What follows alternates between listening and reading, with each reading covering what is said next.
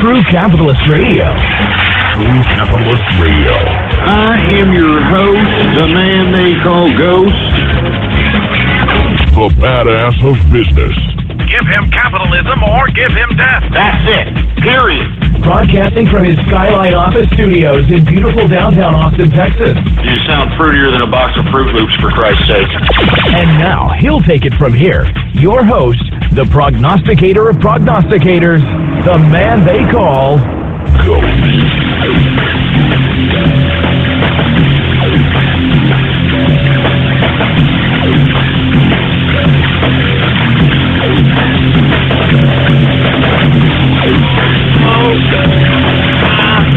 How's it going? And thank you for tuning in with me to another edition of the True Capitalist Radio broadcast. And of course, I am your host, the man they call Ghost. And once again, folks, I want to thank you very much for tuning in with me. This is episode number 408. Number 408 for all the folks that are keeping track of the True Capitalist Radio broadcast. And before we get into anything else, I'd like for everybody to please spread it around like wildfire and let everybody know that True Capitalist Radio is in effect and in the house. And we are live every Monday through Friday, 4 p.m. Central Standard Time, right here on the official website of the True Capitalist Radio broadcast. It is blogtalkradio.com/ghost. That's blogtalkradio.com/ghost. And of course, if you have not done so, please follow me on Twitter. The Twitter name to follow is PoliticsGhost. All one word, no underscores. PoliticsGhost is the name to follow. Now, with that being said, let's just go ahead and go right into the markets at this point in time, because good God, I mean, what is going on? I mean, the investors are on LSD, for Christ's sake, man. I'm serious, man. Lucy in the sky with diamonds. What the hell's going on here, folks? I'm telling you this right now. I mean, this is a trap. And let me tell you, I hate to sound like a bear investor. I'm serious. I am not a bearish investor, but I've seen this too many times before. Too many times before. So let's just go ahead and get right into it, folks. We are seeing all-time highs in the stock market here.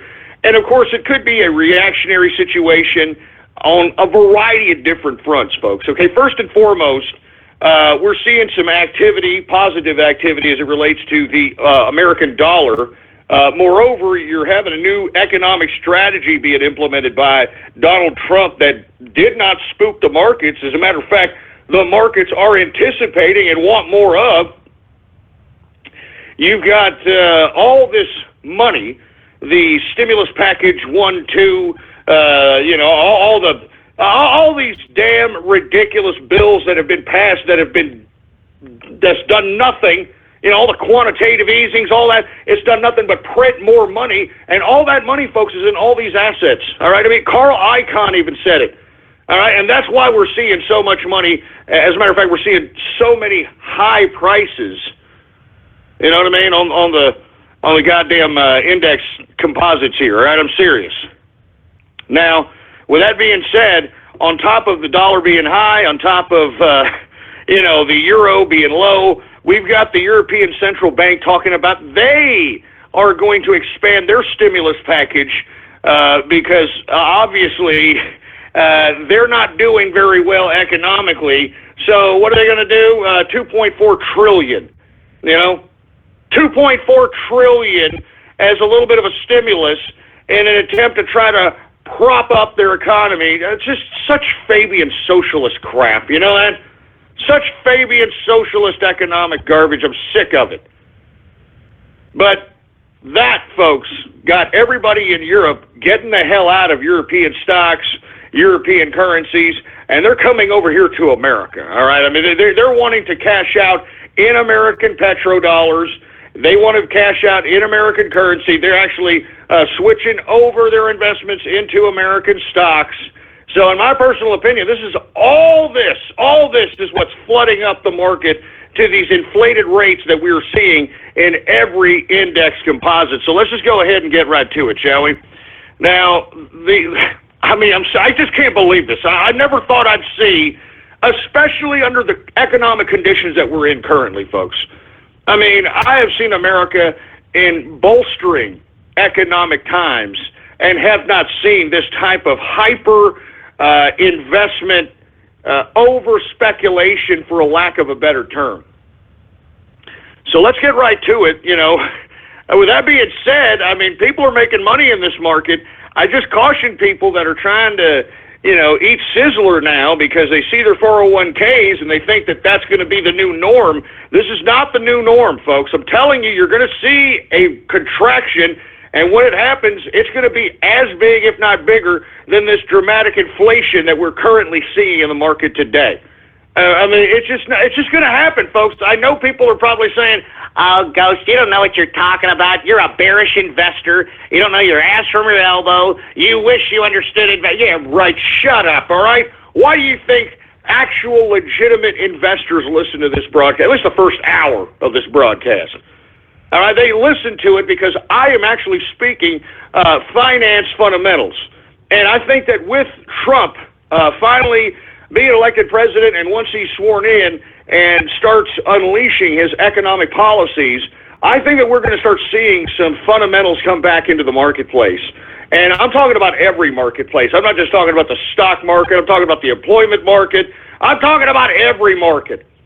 All right, and let me tell you, I'm not saying that this over-speculation that we're seeing in the market is horrible, but it's horrible in aggregate, folks, because the majority of people that don't understand the market don't realize what's going on here.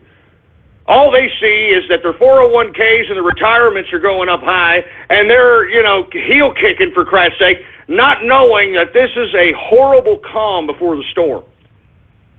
So I caution people once again. I know that we're seeing all-time highs, and every day we keep reaching more and more highs, but folks, this is a reactionary over-speculation by not only the investment community in this country, but in other countries as well. I mean, aside from other countries and other investors in other countries wanting to be taking profits at U.S. petrodollars or U.S. currency, I mean, they're actually selling off their stocks over there and trying to bring their investment over here in U.S. stocks. Because I'm telling you, folks, this is where it's at right now. So that's why I'm saying cash is king. I'm sitting on a lot of cash, liquid, the whole 9 yards. I am waiting for this contraction. Now, I've seen this before. I have no idea when it's going to happen. We have to wait for a lot of different factors to unfold, one of which, obviously, is the Federal Reserve raising interest rates, okay? The second thing is that we need to check out the fourth quarter earnings, okay?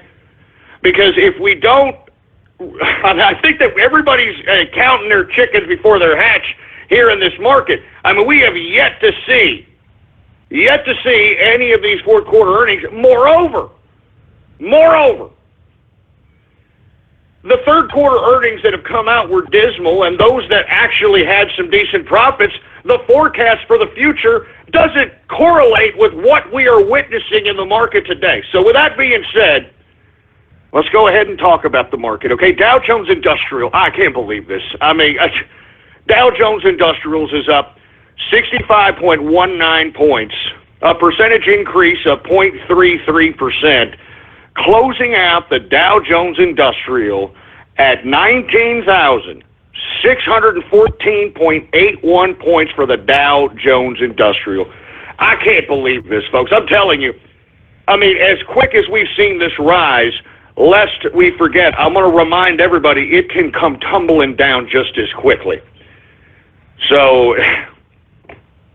it's up to you, folks. Y'all want to ride high in your 401ks. Y'all want to ride high, in your retirements, and you don't want to cash out, hold cash until the damn contraction happens, and then you just go right in and start gobbling up these stocks that are trading at these rates anyway. Gobble them up during the contraction, and make sure you have blue chips. I mean, that's the name of the game. You know what I mean? That's the name of the game.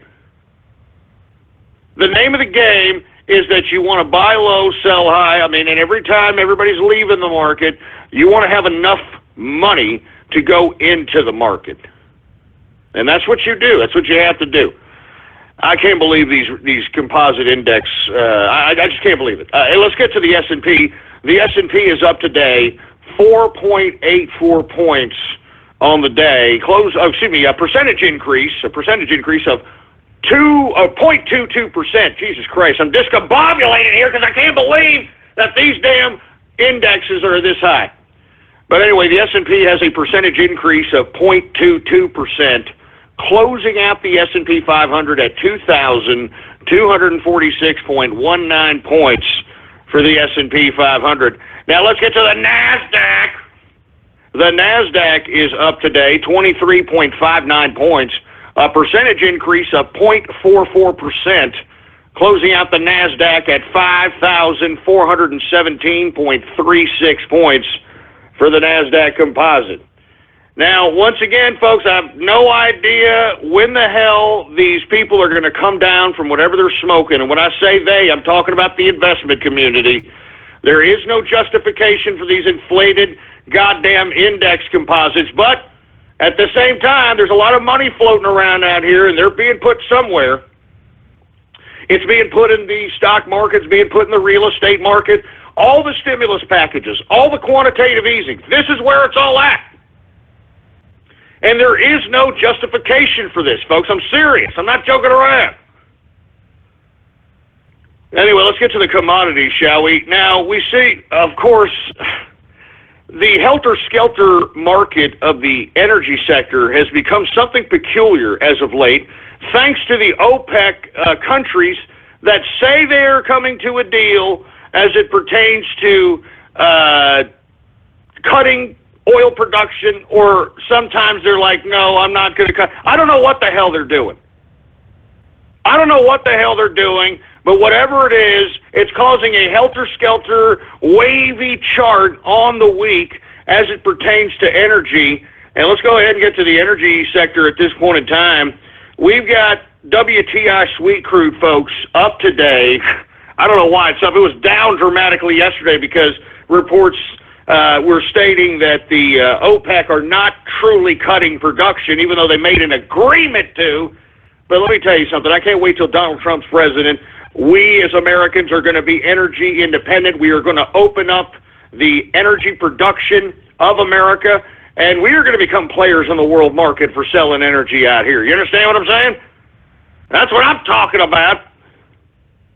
Anyway, WTI is up today, $1.19, a percentage increase of 2.39% increase on the day for WTI, closing out at $50.96 per barrel of WTI sweet crude. Now we've got Brent crude, folks. It is also up today, 94 cents, a percentage increase of 1.77% on the day, closing out Brent crude at $53.94 per barrel of Brent crude oil. Now, with that being said, gasoline slipped modestly. It is down 0.24% on the day. I don't understand what that works, but hey, let's get to natural gas. You're talking about a helter-skelter commodity, natural gas. You don't know where it's going. It's either feast or famine when it comes to natural gas, folks. I'm glad I don't trade natural gas, to be honest with you. You know what I mean?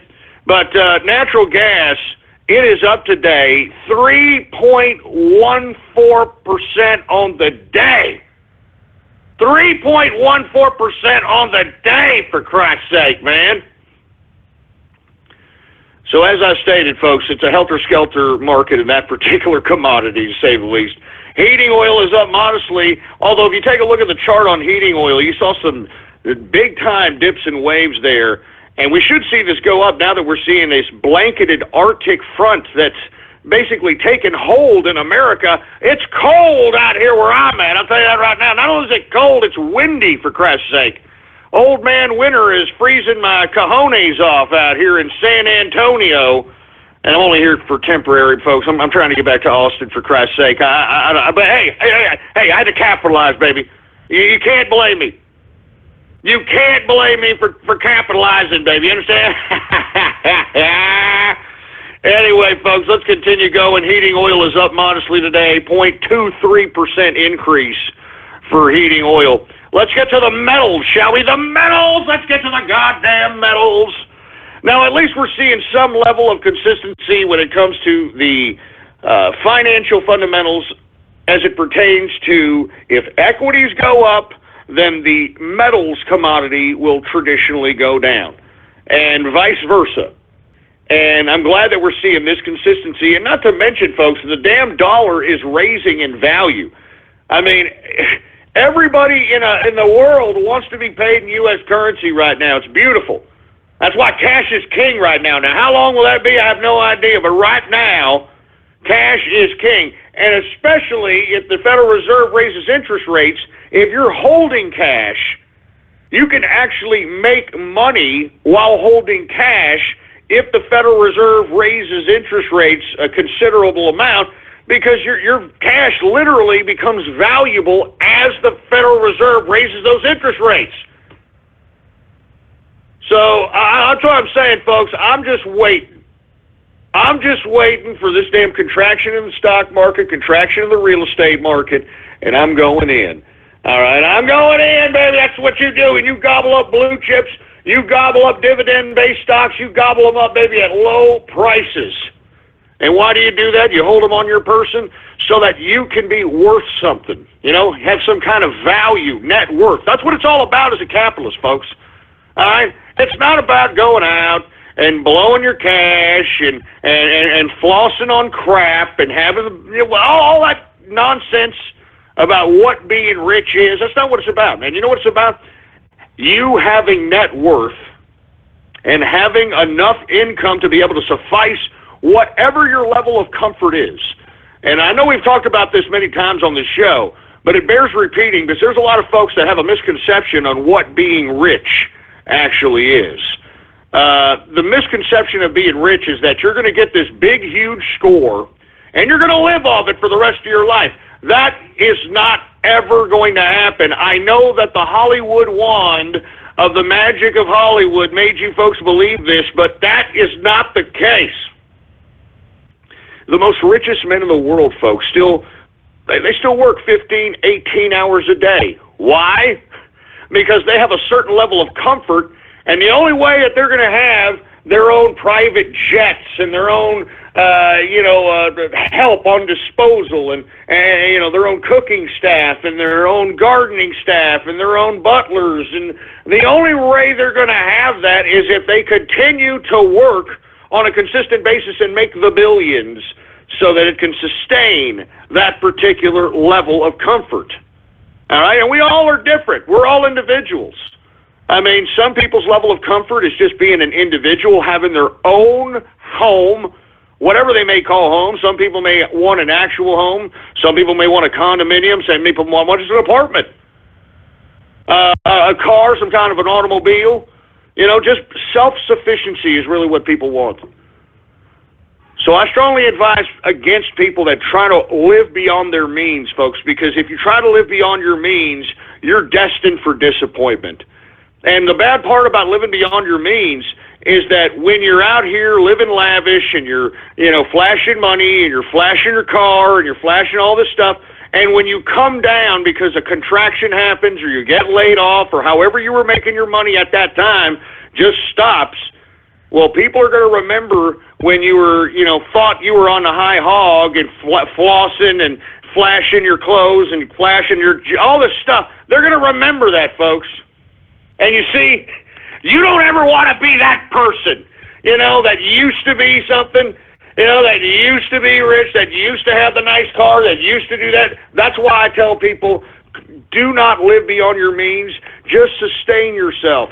Sustain a level of comfort. And then once you've done that, you want to move beyond that level of comfort? Well, do so in a very moderate basis. Because if not, you're destined for disappointment, folks. I've seen it 1,000 times. I'm not joking around. I've seen it 1,000 times. Anyway, let's get to the metals, shall we? Gold, folks, is down today, $5.10. A percentage decrease of 0.43% decrease on the day, closing out gold at $1,172.40 per troy ounce of gold. I'd like to see that gold price go down lower. And the only reason I say that, folks, is because I want to see people wear jewelry again, man. I mean, when people start flossing jewelry again, that's when society starts settling its ass down with all this ridiculous bitching and moaning like these social justice warriors, and the robberies tend to lay back a little bit because people are making their own means of income and don't have to resort to armed robbery to get whatever level of comfort or whatever the means that they want to appease. I mean, that's what I'm saying, man. I mean, I want to see people wear jewelry again. That is a very big sign of society when people are starting to floss jewelry out in the street like it's no big deal. That's when you know you have a decent economy going on once again. But we shall see, folks. Anyway, once again, we said gold, $1,172.40 per troy ounce of gold. Let's get to silver. We saw a weird anomaly yesterday, folks. Gold was up yesterday. Gold was down yesterday. Gold was down yesterday.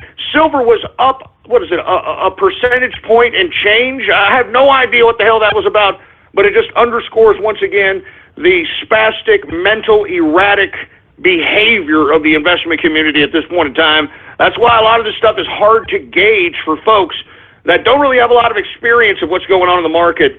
I've seen this a few times before, folks. I'm telling you, the more things change, the more they stay the same, to say the least.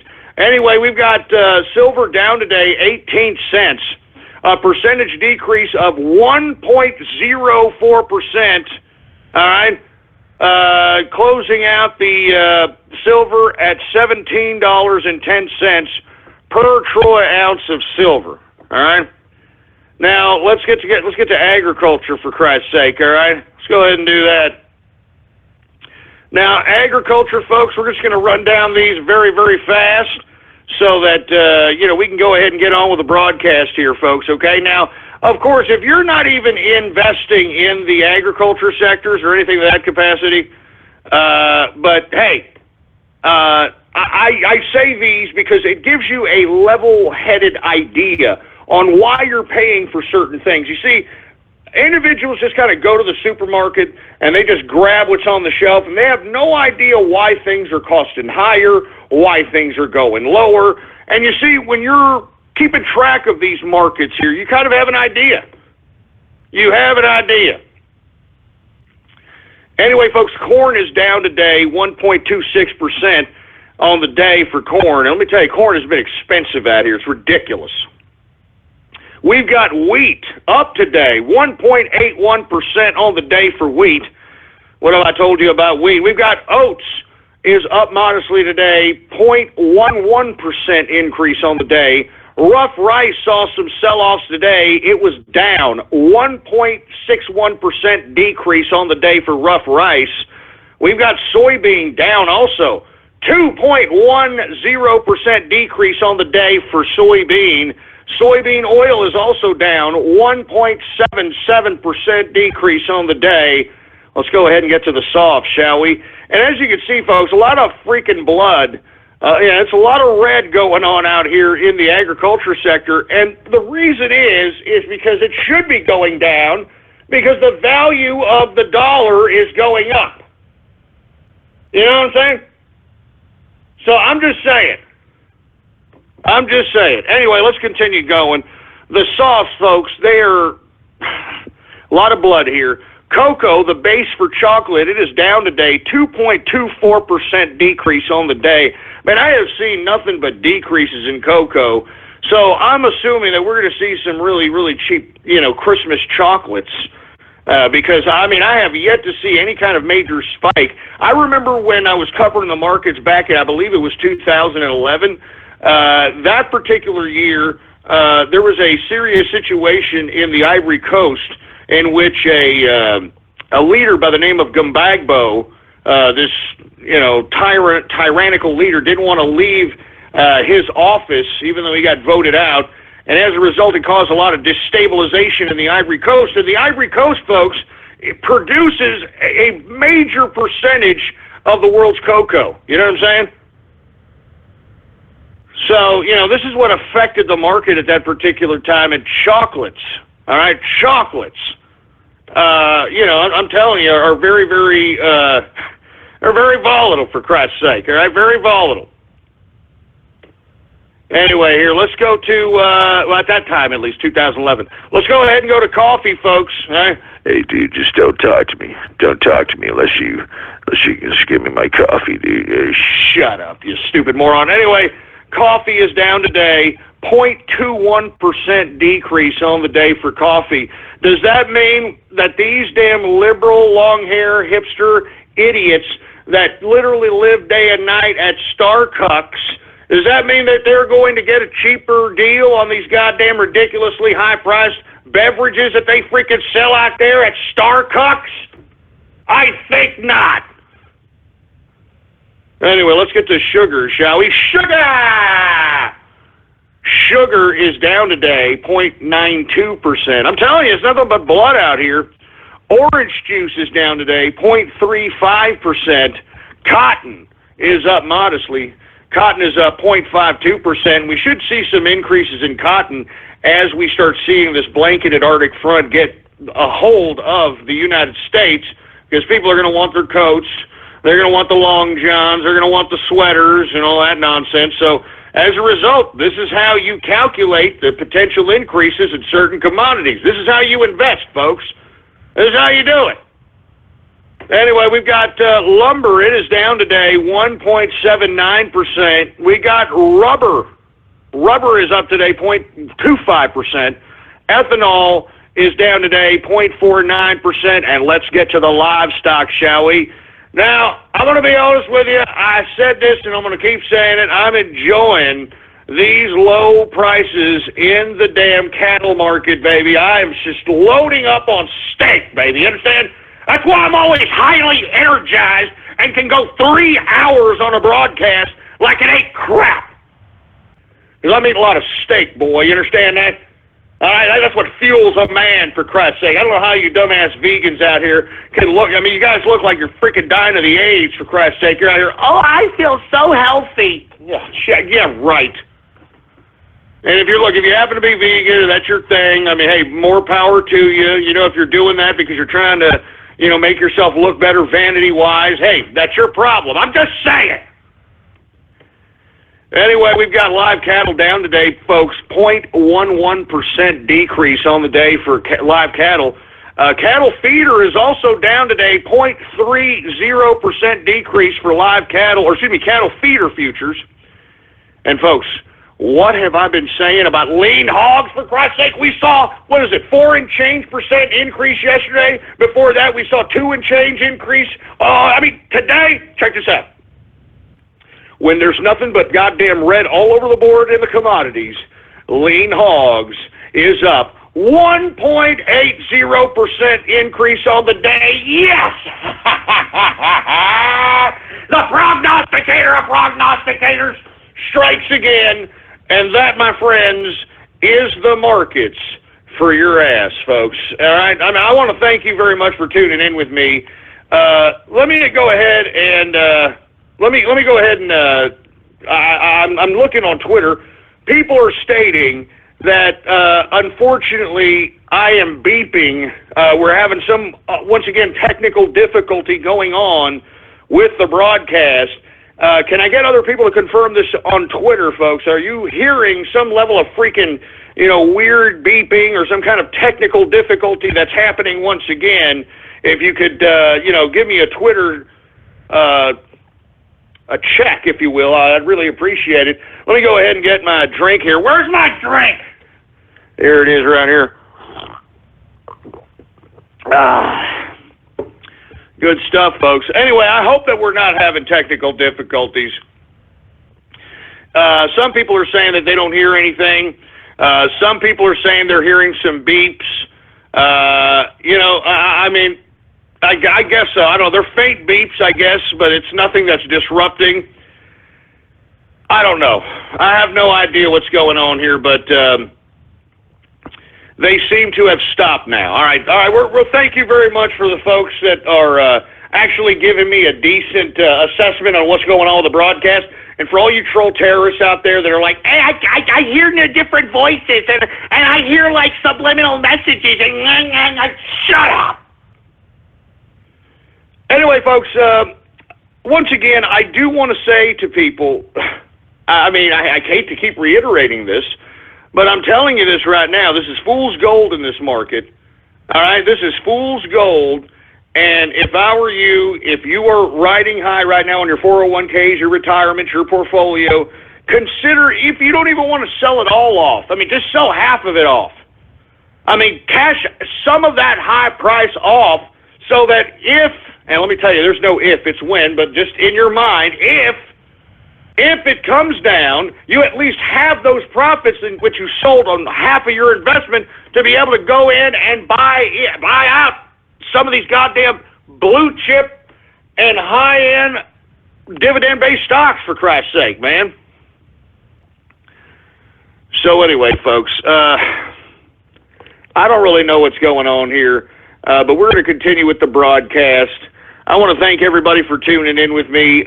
Before we get into Twitter shout-outs, I want to go ahead and start talking right away about Donald Trump news because, folks, he continues to amaze. I'm telling you this right now. Folks, if you're not aware, he has chosen Andrew Puzder, or I think it's his name, Puzder, I believe is his name. This is the guy who, I believe he's the guy from Hardee's and Carl's Jr. and that sort of thing. I think he's a billionaire, okay? He is going to be appointed as labor secretary, and now you've got all these liberals talking all kinds of garbage now that, oh, well, he doesn't believe in the minimum wage, so that's a bad thing. I mean, you morons, don't you understand that the minimum wage law is the most racist law that the government has ever passed? And I've said this time and time again, it's racist in the fact that folks that are stricken to these impoverished areas of the country, and I'm talking about the black ghettos, the Mexican barrios, the white trailer parks, because there's not enough property taxes generated to suffice the public schooling necessary to facilitate a decent education to these folks, they're left out in the cold, literally, to live a perpetual life in this never-ending cycle of black ghettos, Mexican barrios, and white trailer parks. Now, how are they able to get out of that if they have no opportunity to be fully educated properly? All right, or I should say properly educated so that they can read, so that they can understand how to add, subtract, multiply, divide. I mean, you know, these basic things that a lot of folks in these areas don't know how to do, man. So how do you do it? Well, you allow these folks to be able to sell their labor at whatever cost they are willing to accept payment for. For instance, if you're somebody, especially somebody in the ghetto, all right, and you want to get yourself a trade, you want to do something in some capacity, you know, you want to be a cook, or you want to be a chef, but you can't go to these big chef schools. You can't go out and, you know, learn from anybody. So what you do is you go up to these restaurants and you just say, hey, look, I want to work. I'm willing to accept any pay necessary. I mean, just give me enough to make, you know, a gas trip over here and maybe enough for me to eat or something of that nature, and I'll be fine. And what will happen, folks, is that when you're there accepting whatever pay that is negotiated and accepted between you and your employer, you'll be able to get skills and real-time experience that you would have never have gotten if you have been subjected to the minimum wage laws. And you see, this allows folks that are in impoverished areas like the white trailer parks, the black ghettos, the Mexican barrios, to be able to sell their labor, and in exchange of selling their labor at low cost, they're getting on-demand experience. They're getting just instantaneous experience and skills. I mean, they'll understand how, if they wanted to be a cook, they understand how sanitation works. They understand how, you know, the health code works. They understand how different levels of cooking works, pans and flames and griddles and all these skills necessary to be able to facilitate somebody that's in the ghetto, the barrio, or the white trailer park to be able to go in and fulfill themselves as potentially wanting to be some level of chef or cook or something of that capacity. So anyway, that's what I'm saying, folks. I mean, so what? This guy, Andrew Pudster, is against the minimum wage law. It's a racist law, man. It's racist. It's freaking racist, man. I mean, it is prohibiting black, Mexican, and white trailer park folk from actually entering the workforce and to be able to facilitate themselves forward into whatever field that they are selling their labor for. And you see, I find it funny that people sit here and piss and moan about critics of the minimum wage law, and yet they're perfectly fine with internships, which is, folks, legalized modern slavery. I mean, I can't believe that internships actually exist. I mean, let me get this straight, okay? You go to school, all right? Let's say you go to freaking whatever school and you drop $40,000 to get your pissly little 4-year degree, and then right before you're about to graduate, you've got to go and not even after, not even before, even after you graduate, you have to have some internship to get, quote, experience. And folks, when you go and get that internship, you're working for free. You're working for free, for nothing. And a lot of these folks that have interns, they use and abuse these folks, man. You know what I mean? They use and abuse these folks. And it's legal. It's legal to just go and just say, hey, I want an intern. Come on over here. You're my intern. Come on now, go do this and go. I mean, it's for free so you can get, quote, experience, for Christ's sake. I mean, give me a break. Good God. I mean, I think it's disgusting. And yet, if somebody wanted to exchange their labor, their manpower or woman power for whatever price, even if it is $2 an hour, $3 an hour, all right? Whatever it is, they're not going to be paid that for life, you morons. When you're in the midst of an actual workplace, you begin to surmise a lot of things. You begin to learn a lot of things. You begin to get experienced in a lot of things. And hence, that's what makes you valuable, because you understand the whole business flow, the process, the protocol, and everything within a given industry if you sold your labor for a cheap amount of price. I mean, you're not going to be paid that forever. Folks, ask any elderly black man, all right, that's in upper middle class, what job they had. And they're going to tell you, folks, that they had to go and they were working the grocery store, or they were working a diner or something of that capacity, and they were getting paid 10 cents an hour, 15 cents an hour. And, folks, that was diddly back then, but you know what they'll tell you? They'll say, hey, it kept me out the ghetto. It made me the man who I am today. It gave me experience. It gave me the experience of what it's like to actually be in the workforce.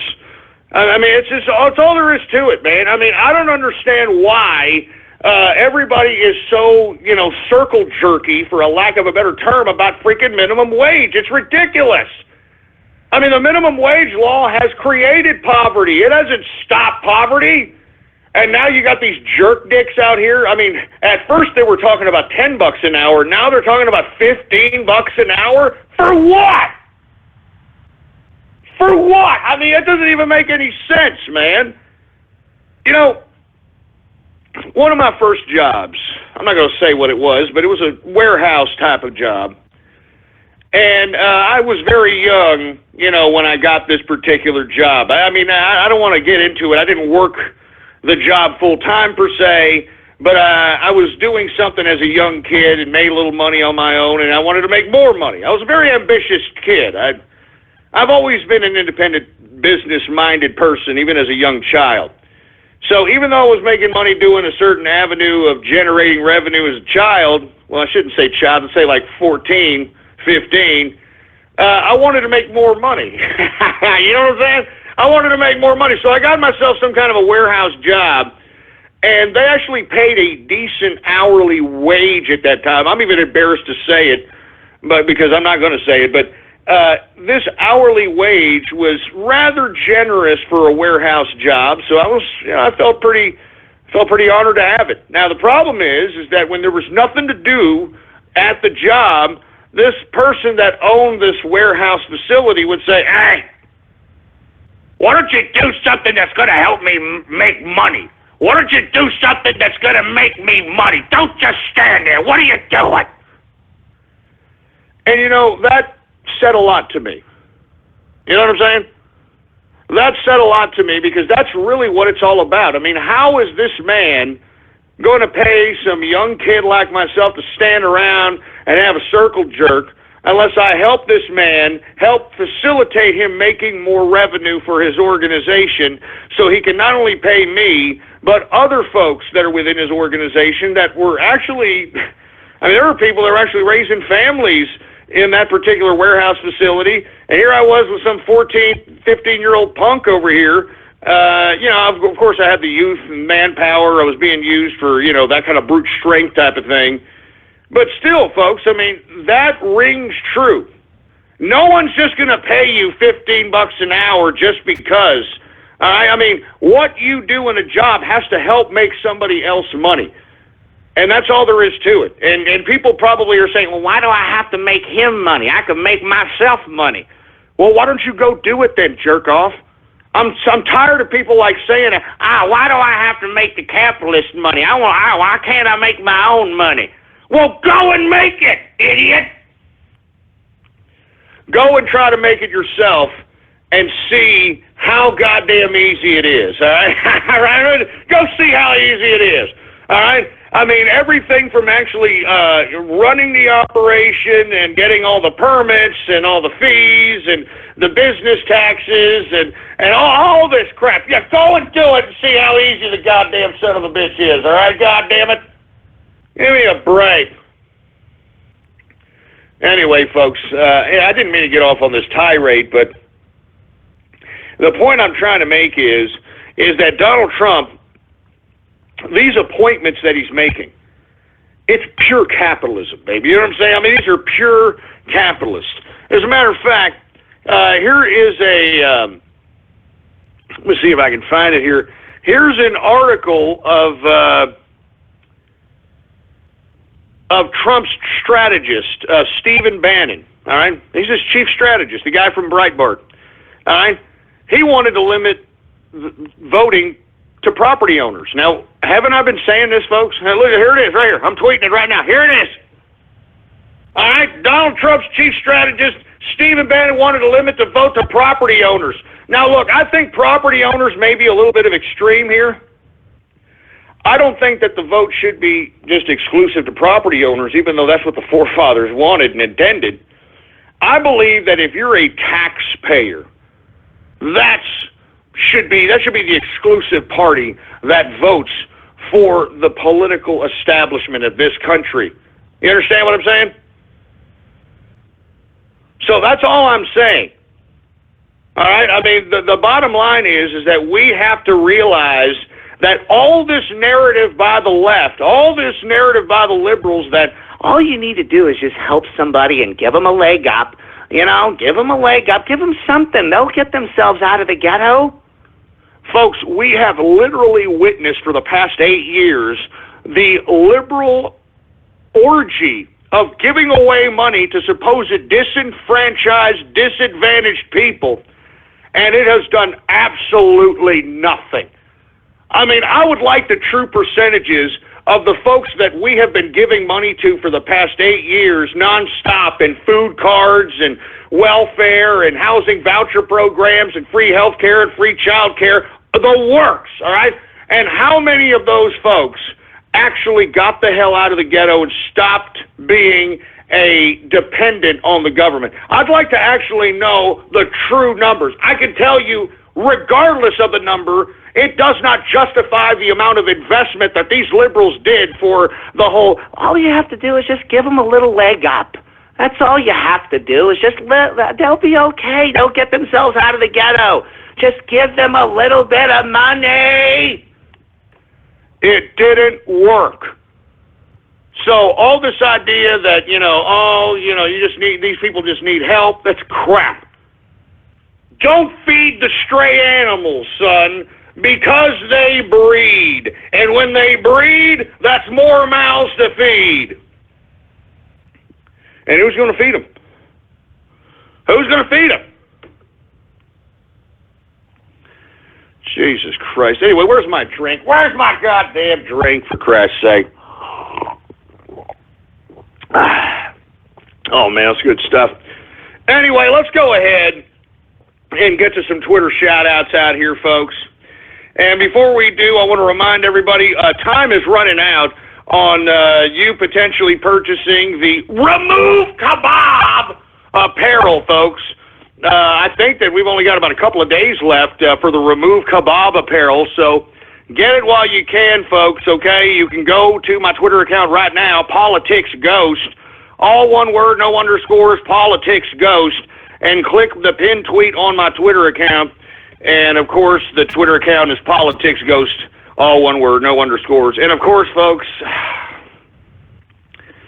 I've taken a lot of heat for this. And, look, I'm going to talk about this later on in the broadcast. So if you happen to be a brony, I strongly advise you folks around going close to the third hour. I'd strongly advise all you brony, clopper, whatever you call yourselves, I strongly advise you to assemble your bronies and tell them to listen to this broadcast because I have a message for the bronies. All right, I'm not joking. I'm taking a lot of flack for what I'm doing here, selling pony merch. I'm taking a lot of flack, man. I'm taking a lot of flack from a lot of people.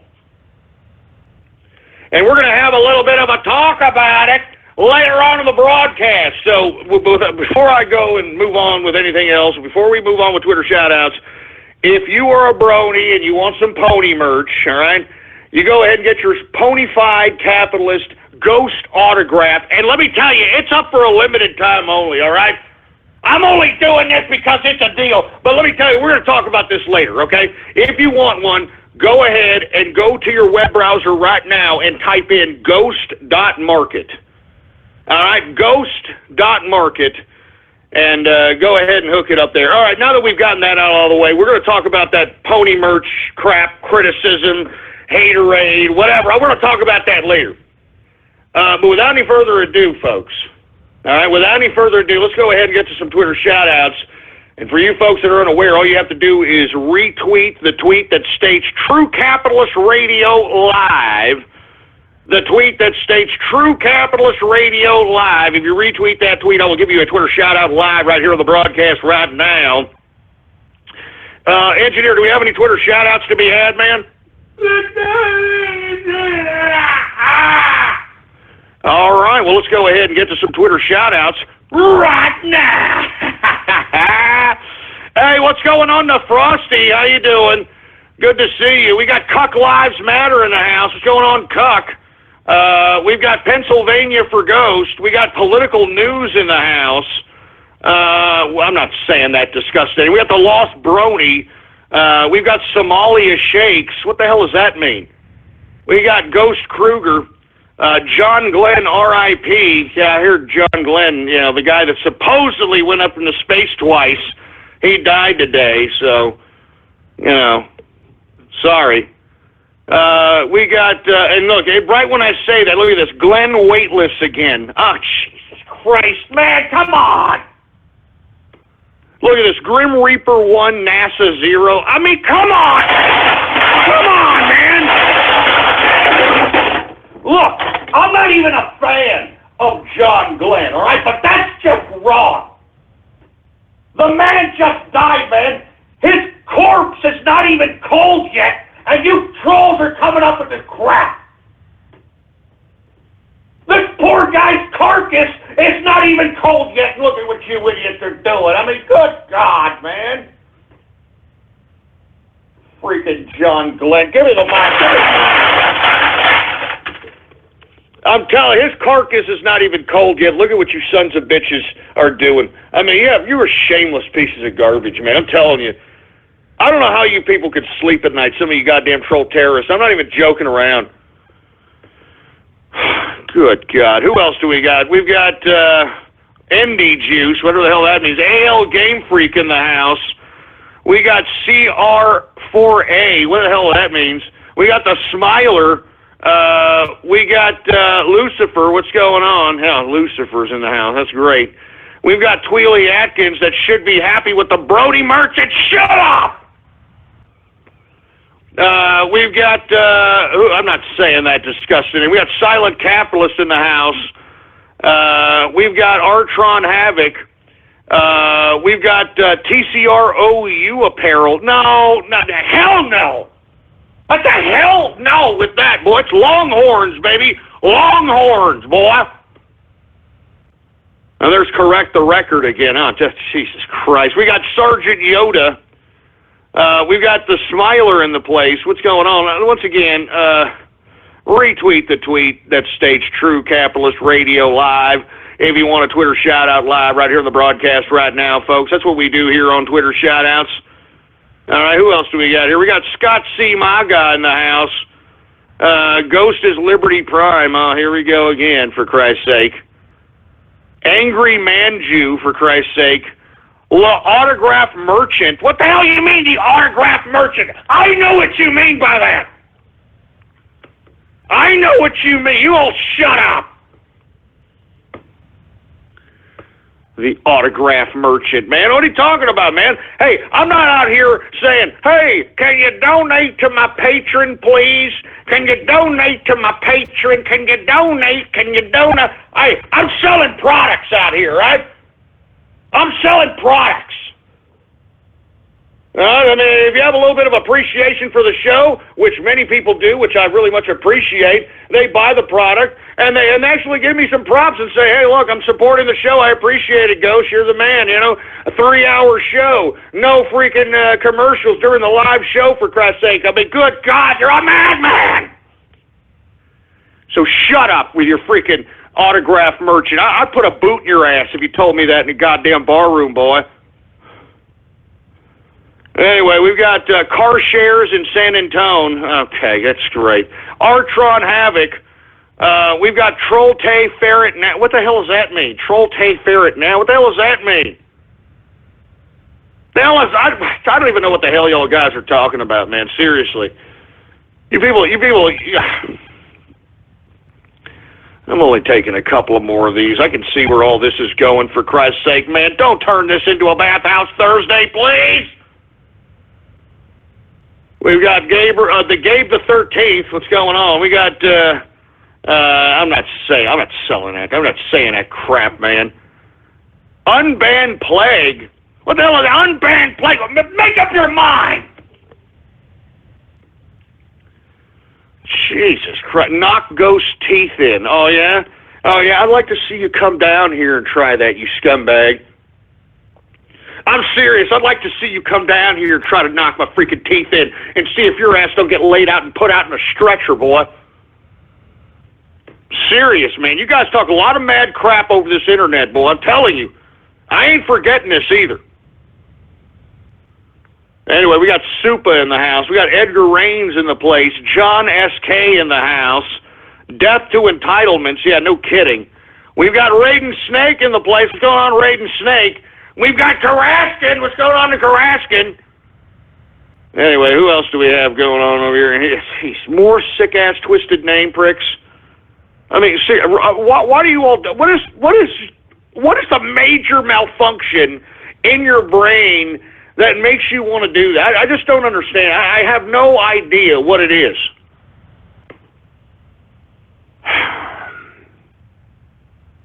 John Glenn's Quagmire. Ah, Jesus Christ, man. $15 an hour at the warehouse. Just shut up, you idiot. I freaking barely made... I'm not even going to say it. I'm too embarrassed to even say how much I made, but it was actually a decent pay at that time. All right, we got Ghost as a Power Ranger. A Power Ranger, listen, I don't like any of these cartoons, okay? I'm not sitting back in my free time watching cartoons. I don't do that, all right? I don't do that. I read, all right? I like to think. I like to enlighten myself. Do you understand? Anyway, we got King Undead in the house. We got NRJ Commando. Who else do we have, for Christ's sake? The Dead Star. I'm a black star. I'm a black star. We've got Norwegian Hambone in the place. We've got Ghost Zero Bronies 129. Bitch, shut up. Shut up. Hey, look, I'm looking at the freaking profile picture of that stupid goddamn name, and it's a Tohu lover. It's a goddamn Tohu lover. God damn it. God damn it, man. That's just what I get, man. I'm telling you, I'm going to stop doing this freaking, I'm going to stop doing these freaking Twitter shout-outs, man, because I can see where all this is going. You people are a bunch of ungrateful scumbags out here. You try to besmirch me, you try to besmirch my show, and all I attempt to do every goddamn day, is to try to facilitate a broadcast in which I facilitate and relay and disseminate information to folk. Information to God damn it, to snap synapses in your brain for Christ's sake! And then when I try to make the show a little bit interactive by having a goddamn Twitter shout-out, by having goddamn Raiden Graffiti, this is the kind of crap I get over and over and over and over and over and over and over again. I'm tired of it, man. I'm seriously tired of this.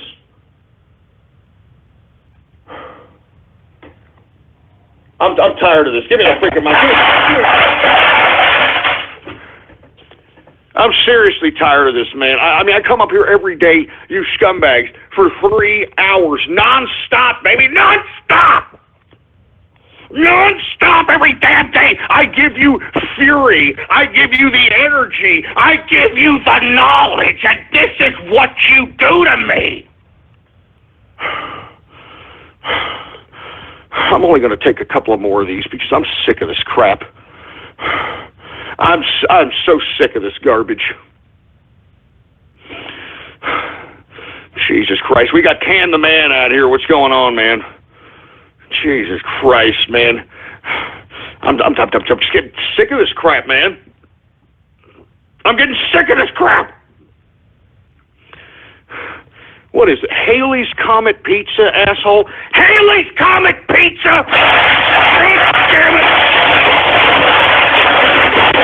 All right, that's it. No more Twitter shout-outs for you assholes, man. You see that? You see what happened right there? No goddamn more Twitter shout-outs. I'm sick of it, man. I don't even know why I do this every goddamn day. I don't even know why I do this every goddamn day of my life, man. I do this every goddamn day. And all I'm doing is I'm just trying to do a simple podcast. I'm trying to do a simple broadcast. Jesus, give me the mic. This goddamn mic. Look, I'm going to be honest with you. You keep messing with me today. You all keep doing this to me today. You all keep... I'm going to end the broadcast early. And look, I'll take tomorrow off. I'll take Baller Friday off for myself. All right? Even though it's a goddamn Arctic freaking hambonio out here where I'm at, it doesn't matter. I'll take some me time, all right, tomorrow. I'll end the damn show early, for Christ's sake, man. I'll end the damn show early. You understand that, boy? I'll end this goddamn show early, boy. I'm not joking. Let me calm my ass down here. Where's my drink? Give me my drink, man.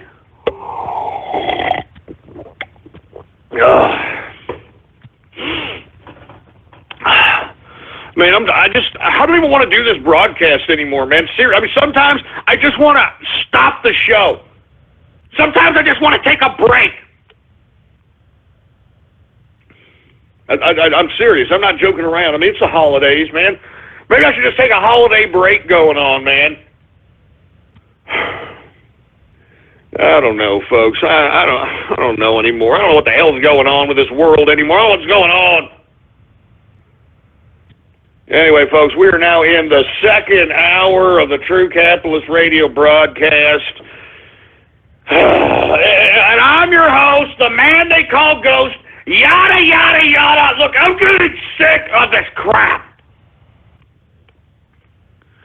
I'm getting really sick and tired of this crap. I'm going to be honest with you. I'm a little annoyed today, obviously. I mean, you know, you idiots are turning this goddamn show into a bathhouse Thursday already. Already. It's barely going into the second hour. You idiots have fruited up this damn broadcast. The whole goddamn internet smells like butt crack.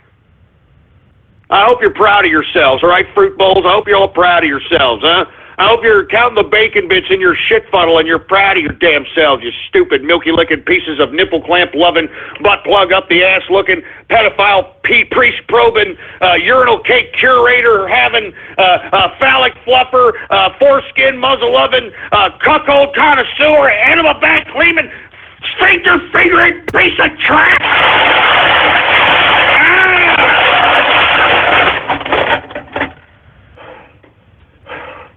Tired of this crap. I'm tired of this crap, man. I should just end the show now and take the day off. You know, that's what I should be doing right now. Oh my God. I'm not joking around. I'm just going to take the day off. I'm tired of this. Oh my God! Give me the mic. Jesus Christ, folks! Look, I'm sorry I'm breaking down here early in this broadcast.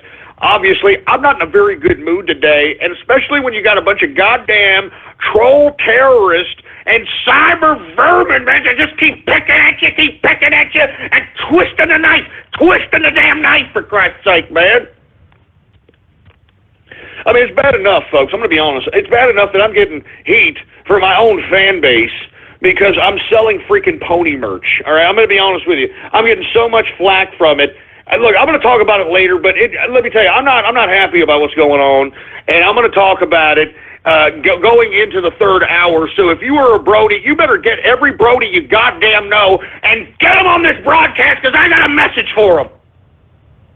I got a message for the Brodies, for Christ's sake. So if you know Brodies, if you have Brodies on your goddamn freaking social media account, make sure to let them listen to this damn broadcast right around the end of the hour because we got some things to goddamn talk about, boy. Jesus Christ, let me move on here, folks. Where was I, engineer? All right, calm down, engineer. It's all right. Anyway, once again, Donald Trump chooses Andrew Pudster as the labor secretary. And, of course, Trump is continuing his thank you tour. He's going down to Hershey, Pennsylvania. And every time he has one of these speeches on this thank you tour, he always announces something new. He always unleashes something new. So I'm anticipating something that's going to be unveiled at this particular speaking engagement because that's what Trump does. I'm telling you, I'm glad this man is our president, baby. You understand? I'm glad he's our president, man. And I'm glad I'm a capitalist during this man's tenure.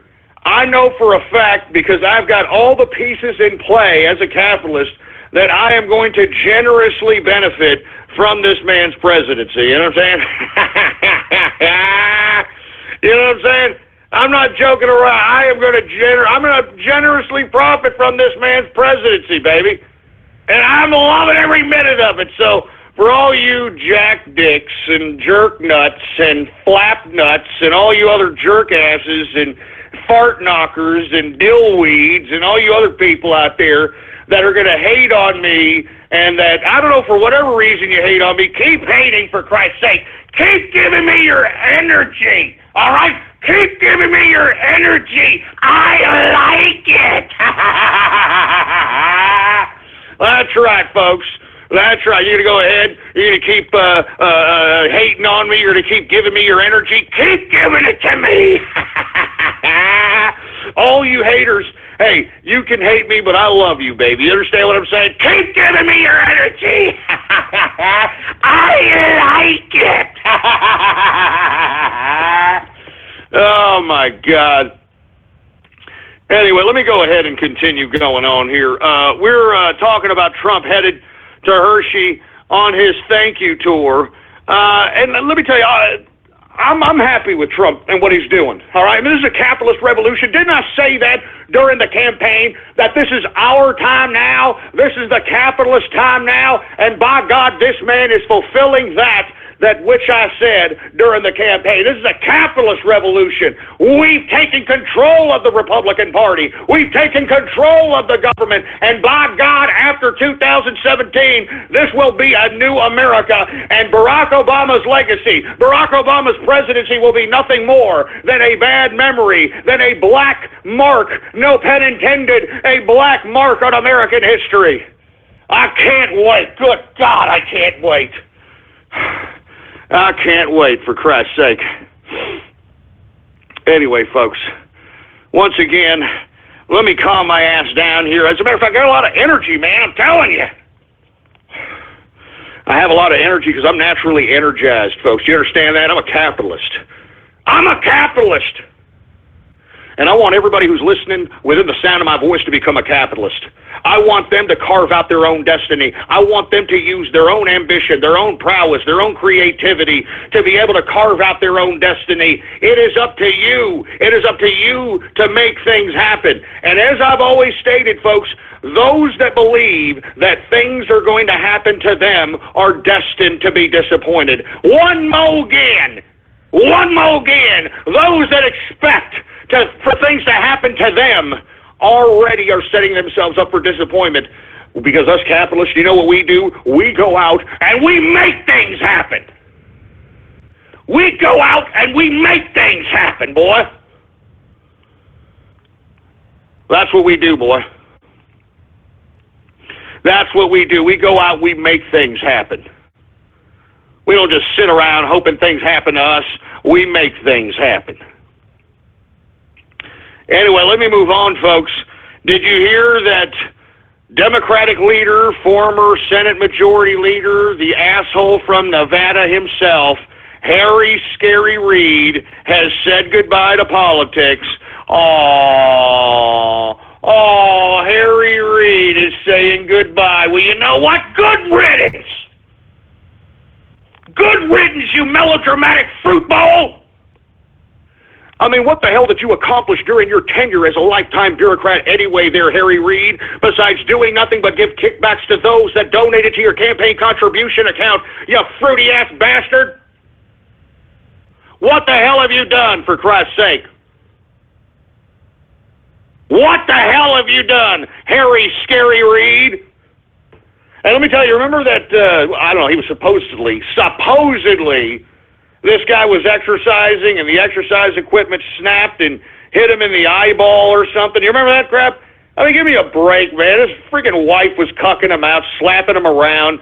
You know what I mean? Come on. You know it and I know it. Guys, who's he fooling? Anyway, good riddance, Harry Reid, all right? Seriously, get the hell out of here. You know what I mean? Get the hell out of here. As a matter of fact, thank you very much, TC Capitalist. Look at Harry Reid. Here he is, right here, this disgusting, despicable, melodramatic, fruity-ass bastard. Look at him. He's on my Twitter account right now. I retweet. Look at this. He almost got his eyeball knocked out of his head because of some supposed piece of exercising equipment that snapped out and freaking snapped him in his face, supposedly. Get him out. We don't want you. Good riddance, Harry Reid. You're nothing more than some useless bureaucrat that's been flushed down the freaking bureaucratic toilet bowl. You understand that? And let me tell you, there's a whole bunch of you turds down there in that toilet bowl. You know what I'm saying? You're clogging up the toilet. I'm serious. There's a bunch of you damn politician turds that are just being flushed down the damn bureaucratic toilet bowl, and you're clogging up the toilet. And we're going to have to call up a plumber or something to mash up them turds so we can make sure you dumbasses go down the goddamn drain. I'm serious, man. I mean, good riddance, all right? Good riddance to Harry Scary Reid, man. Get the hell out. Get out. Y'all remember, folks, when Harry Scary Reid, during the collapse or the potential collapse out there in 2008, 2009, he was trying to defend certain monies that were going to his goddamn state. I mean, this is during the crash where, the government was trying to reallocate funds and, kind of supposedly dispense those funds in other directions that were supposed to stimulate the economy. This asshole actually got up in front of the Senate and defended some bureaucratic dumbass appropriation of funds for something called cowboy poetry. Yeah, thank you. Somebody actually said it on Twitter before I said it. Somebody, who was that? Corn Blaster. Yeah, no, that's a great name. But Corn Blaster even said what I was going to say before I even said it on the air. This asshole got in front of the Senate as Senate Majority Leader and tried to justify whatever millions of dollars that were being appropriated for cowboy poetry. Look, folks, I don't know about you, all right? I'm from Texas over here. I'm from Texas. I have never met a cowboy who did poetry, all right? I've never seen some cowboy poetry session, some cowboy poetry hoedown. I have never seen it before in my life. And yet, Harry Scary Reid, through his mechanisms of bureaucratic appropriation trickery, he was able to allocate funds so that his damn state could hold this goddamn cowboy poetry festival, for Christ's sake. What kind of cowboys are at this place? Cowboy poetry? I mean, what kind of poems are they reading to each other? I can only imagine. I'm a cowboy. I got drunk. I'm taking a crap, and I'm passing out. I'm a cowboy. I mean, what exactly are these people talking about? How deep is cowboy poetry exactly, for Christ's sake, man? Oh, my God. Anyway, good riddance, Harry Scary Reid. We ain't going to miss you. Get out! And the faster you get out, the better. Now, let me move on to another subject that's very important, folks. I want to talk a little bit about how the mainstream media is trying to slant Pizzagate at this point in time. Now, straight out of the Washington Post, folks, all right, they're trying to claim that this Pizzagate, quote, hysteria has a lot to do with the, quote, satanic sex panic of the 1980s. The satanic sex panic? What the hell are they talking about? I mean, do you understand now how the mainstream media is trying to reshape this narrative, for Christ's sake? And trying to say that now it's, what, a Christian fanaticism against Satan? I mean, do you hear? I mean, look, folks, you can look this up for yourself. This is a Washington Post article that states that the reason Pizzagate is happening is because of the satanic sex panic of the 1980s. I have no idea. I'm serious. I have no idea what the hell Washington Post is talking about. But do you see how they're trying to spin this narrative now with Pizzagate? And folks, look, I know there's a lot of you folks that really are on the fence about what the hell Pizzagate is. And I'm going to be honest, you have to really investigate what it is. You have to know the terminology. You have to know the circumstantial evidence. It's a lot to know. It's a lot to investigate. And as a result, folks, that's why a lot of folks are just turned off by it. That's why a lot of people now are like, it's a conspiracy theory. I don't want to know about it. And even when people start to investigate about this Pizzagate scenario, the implications of it, satanic pedophilia, They don't want to even have their minds go down that direction. I mean, folks, I have actually witnessed folks on video that are investigating this Pizzagate scenario crack down and cry, break down and cry, have a literal fanatic breakdown because they cannot believe what the potential reality is as it pertains to the underworld of our world. And the underworld of our world, folks, has a lot to do with child pedophilia, child sacrifice, Satanism, and such.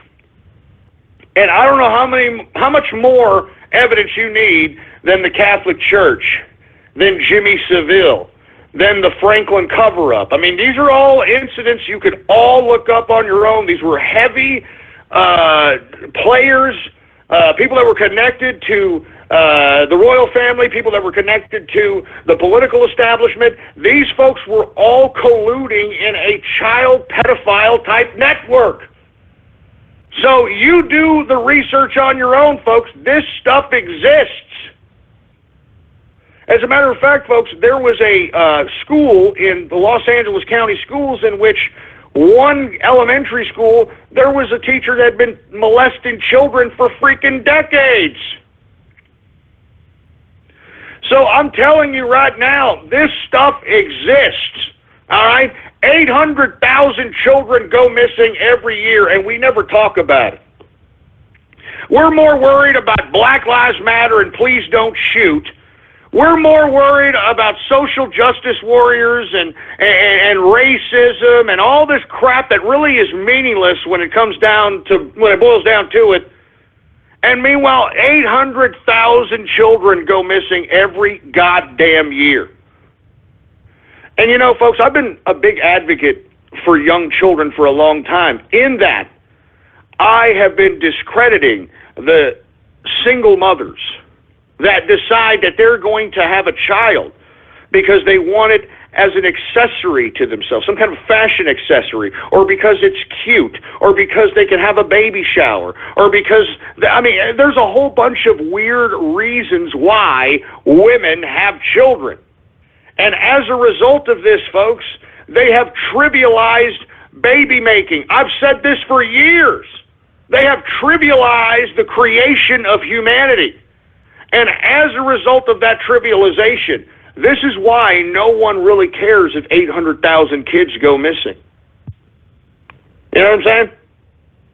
Nobody really cares if 800,000 kids go missing. No one cares, because we have gotten to a point now, folks, where not only are women having children for, fashion accessories or whatever personal, disgusting, selfish reasons, but half the time, folks, a lot of these women don't even want the children after a while.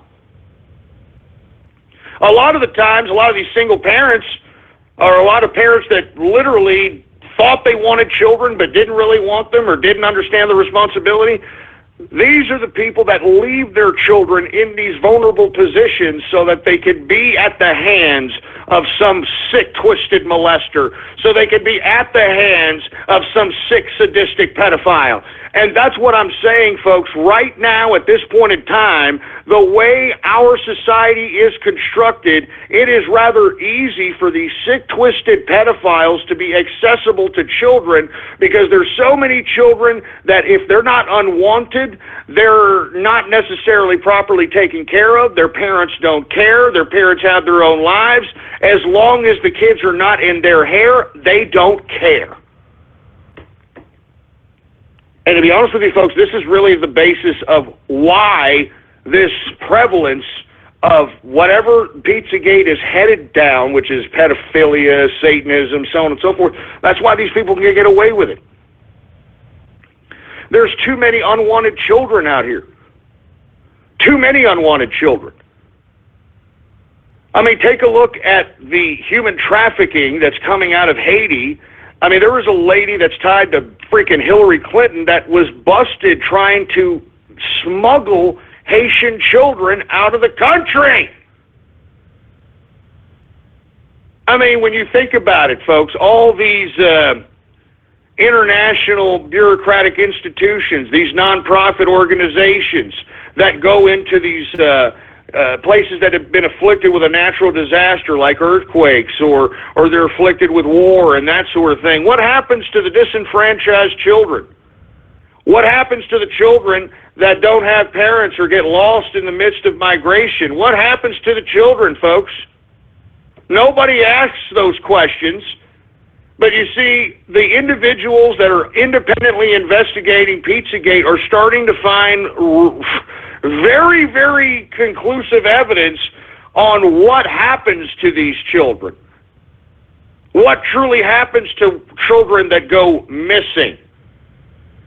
I mean, a lot of these children, folks, with all due respect, if they don't get killed in these ritualistic, satanic, pedophilic, I don't even know what you call these things, like ceremonies, I guess, they end up being so abused to the point where they are actually brainwashed into becoming actual agents for these sick, twisted people. And a good point, folks. I mean, and let me tell you, I strongly advise people, I know I brought this up one time, I'm going to bring it up again. I think y'all should look up into Jeff Gannon. Now, I know you folks that were around during the Bush administration know who I'm talking about.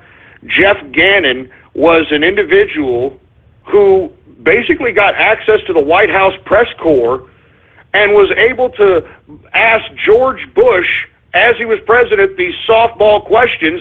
I mean, everybody in the press corps knew that this idiot was a plant. He wrote for some fictitious online magazine that no one ever heard of, and lo and behold, when private investigators, independent investigators looked into Jeff Gannon's past, they found that this man was a gay escort. He was a gay escort, and here this man was somehow weaseling himself into the White House press corps to ask the press secretary, if not the president, actual questions. And moreover, according to the White House logbook, Jeff Gannon had private access to the White House after hours. And this man was a gay prostitute. Now, is that fake news? How come when the liberals unearthed that wasn't fake news, but what's going on here in Pizzagate, that's fake news? And aside from Jeff Gannon, folks, being a gay escort and was a man that conveniently got access to the press corps in the Bush administration, I'm talking Bush Jr., aside from him being an escort and having that fictitious credentials to go into the press corps, this man, folks, is tied to a missing kid that went missing, I believe, in the state of Iowa some time ago by the name of Johnny Gosch. Johnny Gosch was snagged from his paper route as he was doing a newspaper route, kidnapped, and was never heard from again. And folks, this connection between Johnny Gosch and Jeff Gannon is a very, very ominous one. The woman who is the mother of Johnny Gosch sincerely believes that Jeff Gannon is her son, and when confronted about it, they actually have these two confront each other via a satellite interview. Jeff Gannon looked like a psychopath saying, I don't know what this lady's talking about. I'm sorry, I'm not your son. I'm not your son. And all this other nonsense. So anyway, the point is that I strongly advise you to look back into those stories. Jeff Gannon, of course, people are telling me to cite the source. You're on freaking Google, you freaking lazy pricks. You proved me wrong. All right, you proved me wrong. I mean, freaking Google up Jeff Gannon. Google up Johnny Gosch Jeff Gannon. Give me a break, you stupid, ungrateful pricks. I'm just saying this because this stuff has always been around. This stuff of gay escorts and gay, pedophilia and Satanism, it's always been there, folks. I mean, why don't you take a look at the potential case that was going to blow in the 80s pertaining to Bush Sr., which was the vice president, Ronald Reagan, and other high members of the White House. They were giving gay escorts privied access after hours to the White House, folks. The only reason that we knew this, and this was reported on NBC News. I mean, Tom Brokaw even reported this in the 80s, and that's probably still on YouTube, all right, that there was a scandal relating to the Bush and Reagan administration, relating to gay escorts having privileged access after hours to the White House, and the reason that they caught these people is because of credit cards, the credit card statements, for Christ's sake. Anyway, folks, look, the bottom line is the reason I bring these cases up is because it was independent investigators that found these things out. There was independent investigators that found out that there was escorts going into the White House. As a matter of fact, folks, Barney Frank, all right, the congressman for freaking Massachusetts, this guy was running a gay escort agency out of his apartment in Washington, D.C., for Christ's sake, while he was in office. Him and his boyfriend were actually running a goddamn escort agency out of their goddamn apartment in Washington, D.C., all right, during the 80s. And you know what he said about it? You know what he said? I'm sorry, I didn't mean it. I didn't know it. This guy was my boyfriend. I didn't know that he was running a gay escort agency. Get the hell out of here. All right, get out. Get out. Anyway, the point I'm trying to make is, folks, notice how the mainstream media is trying to shape the narrative into something that is, oh, look at these fanatical people. Look at they're going back to the satanic sex panic of the 1980s. Look at them. They're so crazy. Oh my God, what a bunch of losers. I mean, give me a freaking break, man. All right? Give me a break. And there's nothing fake about this. All right? And let me tell you, if you guys are too lazy to investigate on your own, well, that just goes to show you that you're intellectually lazy, fat pieces of trash that probably don't even need to be listening to my broadcast right now. Seriously. I'm not joking around. I'm sick and tired of this. You're on the internet, for Christ's sake. That's the beautiful part about my show. You know, I mean, whenever I have the slightest goddamn detail wrong, I've got everybody and their brother waiting for me on Twitter saying, no, you got this wrong. It's this. And then when I'm slapping you in the face with goddamn red pills, you're like, I want this source so that I can keep trolling you. Stupid morons. Give me my drink, for Christ's sake. Give me my drink.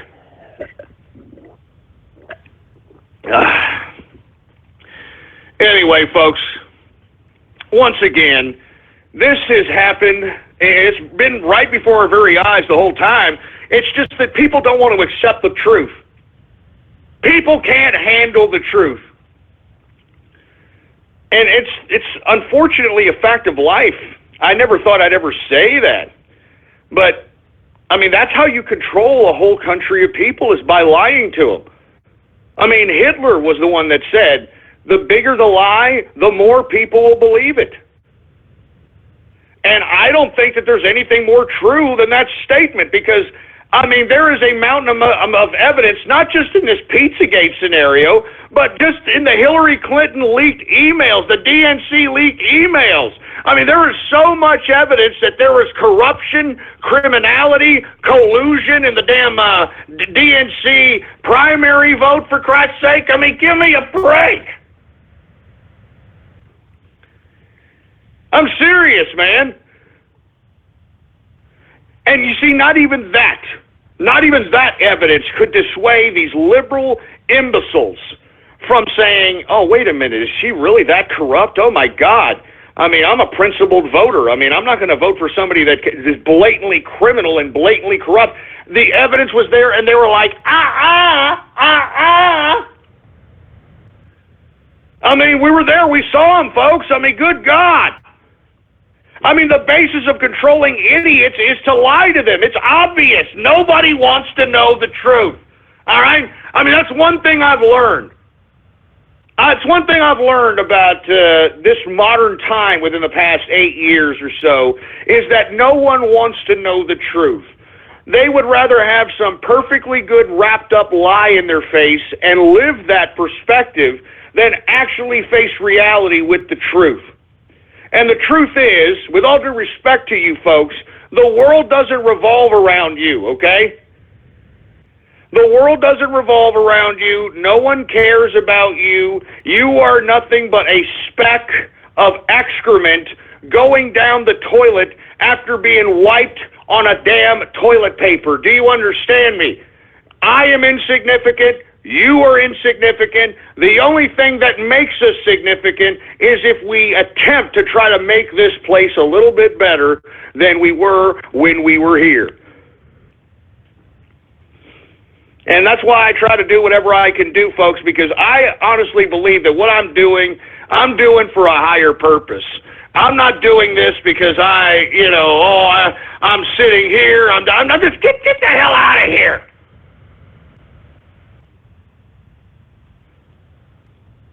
So anyway, the bottom line is, it's enough with this fake news narrative, all right? The mainstream media, you're over. You're finished. Your credibility is over. Nobody believes you. You are outright liars, and you can continue to shape this narrative all you want, but there's enough people. There's enough people that know the truth, and it is those of us that knew the truth that ended up facilitating a grassroots digital campaign for Donald Trump that enabled this man to become president of the United States of America. I mean, you understand that, right? I mean, you had Hillary Clinton paying for trolls, for Christ's sake, and she still could not defeat a grassroots campaign. You understand? A grassroots campaign. Anyway, folks, let me move on to the next subject matter here. I want to talk a little bit about the Gatlin, Tennessee wildfires. Folks, they were started by two little snot-nosed little brats, Can you believe this? Allegedly, they got two suspected juveniles in lighting this fire in Gatlinburg, Tennessee, that killed 14 people. A couple of little brats. I can only imagine these dumb brats being interrogated and the type of airheaded cockiness they're giving these cops. I can only imagine. I'm sure they have no idea the type of devastation, property destruction, and death that they did because they thought they were so cute that they were going to light a damn fire in a place that you weren't supposed to be lighting fires in to begin with. Two little pricks. You know what I'm saying? Because two little pricks decided that they wanted to play with fire out there. Lo and behold, 14 people are dead. Thousands upon thousands of acres scorched out there in Gatlinburg, Tennessee, and I think it's an utter tragedy, but it's just a testament to the sign of the times, folks. It's a testament to the sign of the times, because this is how these goddamn kids are nowadays, all right? They think they have no consequence, for Christ's sake, man. They have no shame, they got no pride, they've got no goddamn soul. And why don't they have soul? Because they were raised by their single mammy. And look, I am not trying to pigeonhole all single mothers. I know there's some single mothers that take care of their children. I get that. But I have always said a group is defined by its majority. Let me run that by you one more again, all right? A group is defined by its majority, and right now the majority of single mothers out here are the ones that are producing these disgusting, despicable, ungrateful, soulless offspring that we've got going on out here. And that's what we're having to put up with at this point in time, folks. That's what we're having to put up with at this point in time. The offspring of single mothers that did not raise their children properly, and they're mentally disturbed. They are mentally disturbed to where they actually believe that, I'm going to start a fire right here. Nobody can do nothing to me. I'm going to start a fire right here.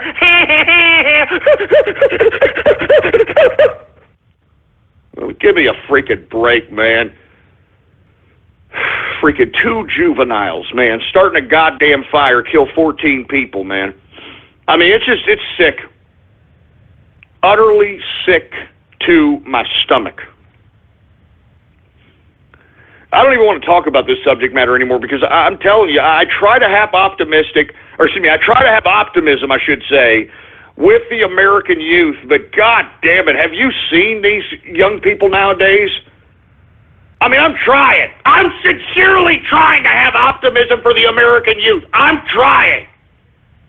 But good God, man, I think that these past couple of generations that have been shitted out of the uterus pipes within the past 20 years have been just disgustingly ignorant and stupid.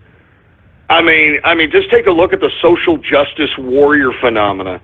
I mean, just take a look at the entitled, ingratiated, self-absorbed perspective that these goddamn young people have nowadays. I mean, what a joke. What a joke.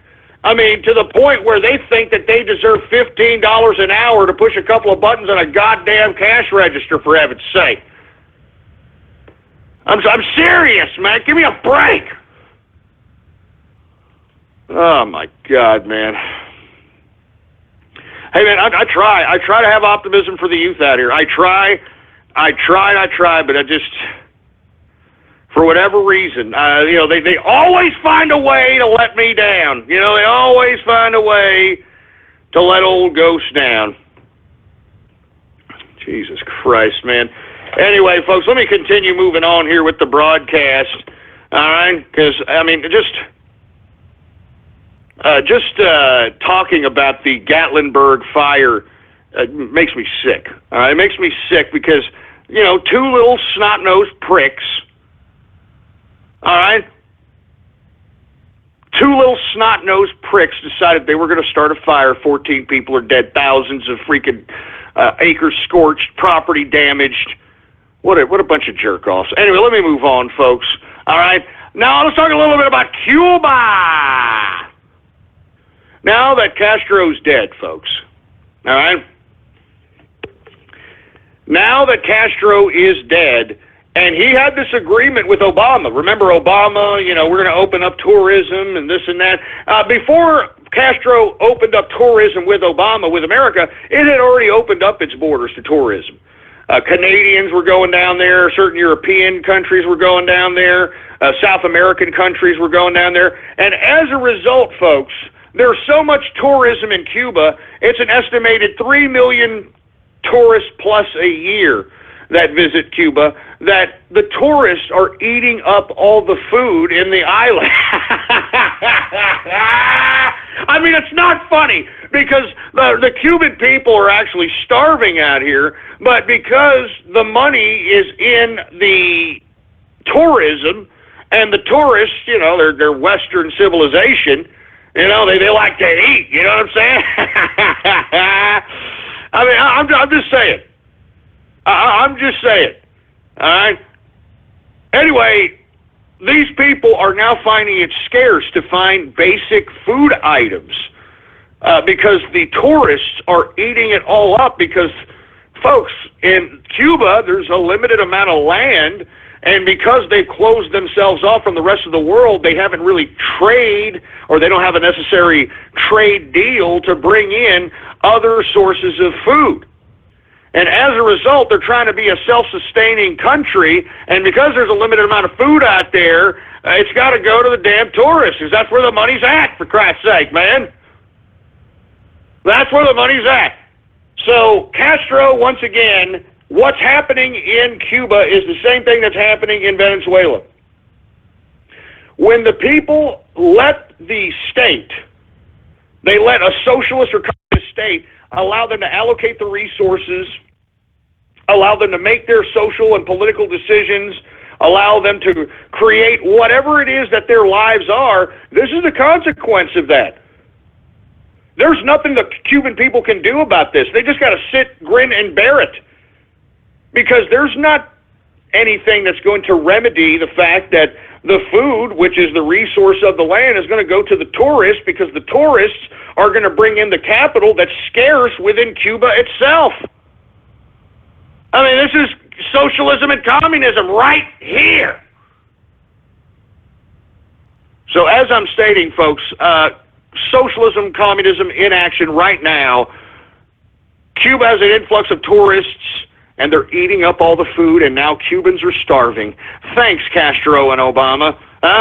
Yeah, thanks a lot. Hey, Castro, don't you think it would have been I don't know, economic of you for you to establish some trade deals if you were going to open up your freaking country to tourists, all right, so that your people wouldn't starve like they are right now? God damn, these communist socialists are idiots, man. You know, they talk a real big game. They talk real big rhetoric when it talks about their hyperbole, their political philosophy, and all this other nonsense. But when it comes to actually applying their theories into practice, it never really works, does it? It never works, does it? Anyway, you know, it couldn't have happened to a better idiot. Freaking Cuba, Fidel Castro. What an asshole. All right? As a matter of fact, I know I reported on this earlier, but this idiot was having his ashes towed in a procession, and the Jeep that was towing his ashes broke down.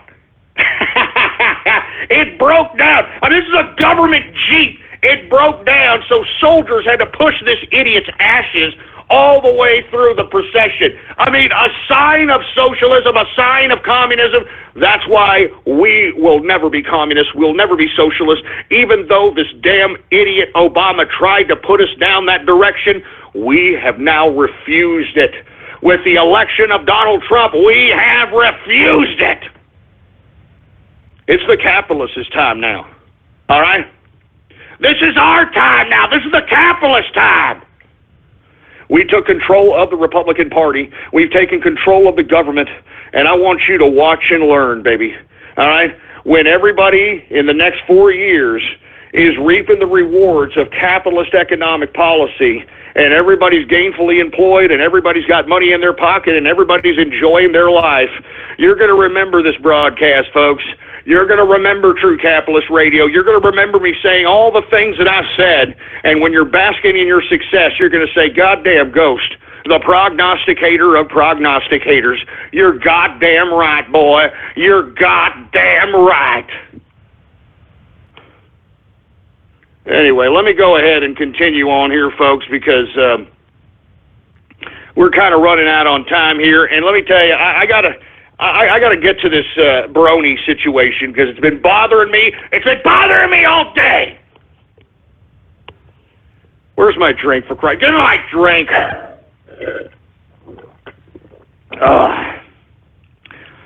Oh, man, good stuff. Anyway, once again, Cuba's influx of tourism is starving the people. Thank you, Fidel Castro. Thank you, Obama. Anyway, folks, you know, we've been talking about the Britannia situation with Brexit and how it was a little uncertain, to say the least, on whether or not Article 50 was actually going to be invoked here. But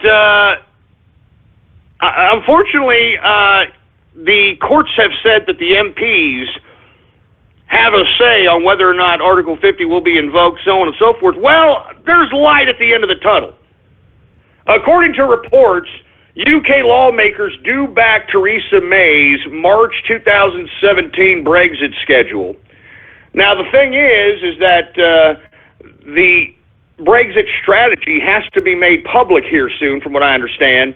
And, you know, I'm not too sure if they even have a true, actual Brexit strategy, because I don't think anybody anticipated that the damn thing was going to be voted in to begin with. But now that it is, I am glad to see this level of optimism as it pertains to Britannia finally invoking Article 50 and disassociating themselves with the European Union, because I personally believe Britannia on its own can be an economic force on its own without having the damn crutch, or I wouldn't even say crutch, I would say the albatross of the European Union. I'm serious. I'm not joking around. That's why Britannia, just as we are over here in America, we cannot stop. Just because Brexit got voted over there, folks, you had to continue to be insistent on telling these goddamn sons of bitches that lead you that you want out of the EU. You voted, the people have spoken, and you had to continue. You had to continue to harp on the idea that you're not going to let go. You're not going to let down, and you are going to honor the people's will. And that's exactly what's happening over here for us, over here in the States, folks. us over here on the Trump train, us over here in the capitalist army, we have not let down. We have not let down because we see the liberals. They're not going to let down. The leftists never stop. They never quit. So we can't quit. This is a capitalist revolution. I'm not quitting, folks. I mean, that's why I'm trying to spark synapses in the brains of everybody that listens to me. Everybody! Because I'm telling you, folks, the more capitalists that we have in this country, the better off this country will be. I'm telling you, man, I am excited about the future. And not to mention, I'm excited about Britannia's future. I'm excited about the potential dismantling of the EU. I'm excited about the crippling of the globalist infrastructure. This bureaucratic institutionalism that's been forced on us. That's been forced on us, folks, because as I stated, at least here in America, the people have fallen asleep at the wheel for a long time politically. And we have allowed these institutionalist bureaucrats that are the political class to pass these imbalanced trade deals, to pass these ridiculous totalitarian laws, to pass these acts of war, to pass these ridiculous budget expenditures, so on and so forth, that it has crippled us. It has crippled us. And now I'm glad. Now I'm glad that we are seeing a light at the end of the tunnel, folks. We don't want your freaking world. You understand me, UN, EU? We don't care about your world. We don't want your world. A world of bureaucratic totalitarianism. A world of worldwide monopoly. We don't want it. Do you hear me, UN? Do you hear me, EU? Do you hear me, World Bank? Do you hear me? We don't want your fucking world! You...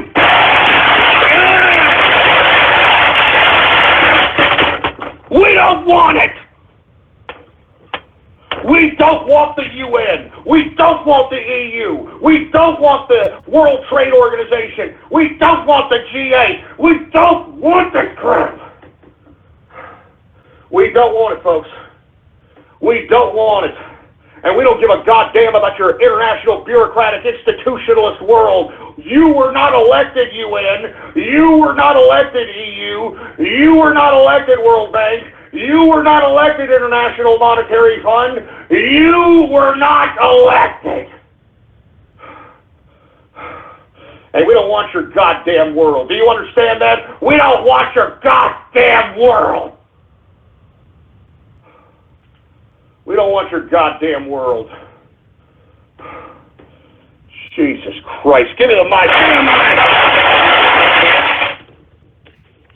And I mean it too, folks. And you should mean it as well. That's why Donald Trump said that Americanism, not globalism, will be our credo. This is America. And we're back on the world stage, folks. And we are going to be the bastions of capitalism once again. We are going to be the bastions of capitalism once again, and not the bastards of capitalism. Not the bastards. Anyway, folks, once again, I'm sorry for going off on that tirade, but once again, UK lawmakers back Theresa May's March 2017 Brexit schedule, and thank God they did. Anyway, let me get to some subject matters that I know people want me to get into, and I'm talking about Julian Assange and WikiLeaks. Now, I did allude to this earlier this week that I, for one, cannot confirm or deny the actual proof of life of Julian Assange in question. From what I understood was that he is not necessarily talking to folks because he supposedly signed an exclusive documentary type of news deal in which he gave exclusive access to himself and to his content and so on and so forth, interviews and video content to this specific company. And that's why, supposedly, he's not able to talk to anybody else. You can't be filmed. There's very seldom proof of life. I know that he supposedly called somewhere. It sounded like a bogus call from what I understand. I know the man's voice. So anyway, listen, I cannot confirm or deny if the man is alive, but I'm going to tell you this. If they do at some point say that he is not alive, I don't believe it. I think that he has done too much for the intelligence community of this country for him to just be disposed of at this point in time. I said this last time, and I'll say it again. If they say that he killed himself, if they say that he died of a heart attack or a stroke or something of that capacity, I believe that they're going to do a Remo Williams type of scenario. And for you folks that are unfamiliar with the movie Remo Williams, I strongly advise you folks to look at it, because that's exactly what's probably going to happen. You know what I'm saying? That's probably what's going to happen. Because he was too big of an asset to not only the intelligence community, but to a lot of different factors there. So anyway, listen to me. All right. Let me calm my ass down here. Now, with that being said, supposedly Pamela Anderson went into the Ecuadorian embassy with some Whole Foods vegan crap and supposedly met with Julian Assange and kicked it with him, and I don't know, did a freaking Tommy Lee video. I don't know what the hell's going on. I mean, Pamela Anderson? Why? I mean, this is an old, crustated whore bag. I mean, with all due respect, I mean, she's a bona fide slut, all right? And let me tell you, I know Julian, he likes sexually promiscuous women. I get it, but good God, man, what the hell? I'm tired of seeing Pamela just kind of show, oh, yeah, I'm Pamela. Oh, look, I've got my Whole Foods, and I'm going to see Julian Assange. Shut up! Jesus Christ, I can't believe this crap. You know what I mean? Freaking Pamela Anderson, for Christ's sake, man.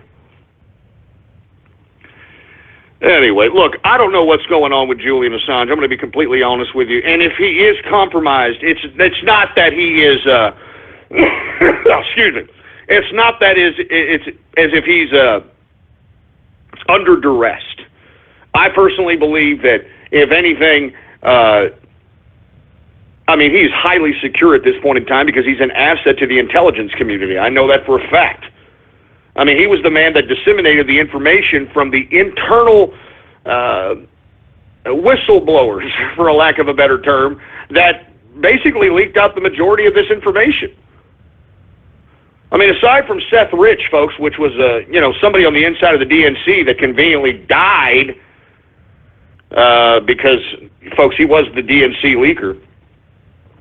A lot of the other information, folks, was supplied by components of the intelligence community, the NSA, certain factions of the FBI, certain factions of the Secret Service. I mean, the intelligence community came together and did an internal coup to prevent the continuous onslaught of the fleecing of this country and the destruction of this country. And Julian Assange was used as basically the soapbox to disseminate this information to the proper folks. Because let's be honest with you, the majority of individuals that follow WikiLeaks and that are interested in the information that it disseminates are actually fairly intelligent people. And it's those people that really need to be reached. It's the intelligent folks. It's the folks that actually have critical thinking going on that need to be reached, because they're the ones that can convey the ideas necessary to convince the simpletons. And that's exactly what happened. So once again, folks, I personally don't know what's going on with Julian Assange. I was under the impression that this man had done some exclusive contract signing to a documentary film team, and that's why he was not taking any goddamn video interviews or anything of that capacity, because he signed his name on the dotted line because he needs money. I mean, let's be honest. I mean, I mean, this guy is a true liberal. He accepts donations and whatnot, but not too many people are donating to WikiLeaks. And unfortunately, Julian Assange has got a lot of legal bills. And moreover, I mean, he's got to sustain himself. I doubt that the Ecuadorians are just, paying for his room and board and food and housing and clothing and water and electricity out of the goodness of their own pocket, for Christ's sake. You know what I mean? You know what I'm saying? So anyway, I'm just simply stating that this Pamela Anderson visit to Julian Assange, it doesn't look good to me. I'm sorry. I don't trust this broad. And what makes this broad so special anyway?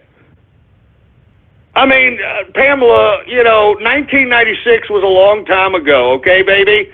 All right? That's a long, long time ago, and you're far from that. So stop prancing your little old crustated ass around as if you're still 20-something years old. I'm sick and tired of these old broads that cannot let the past go. Look, okay, great, you were once a piece. You're not anymore. Get over it. Get over it.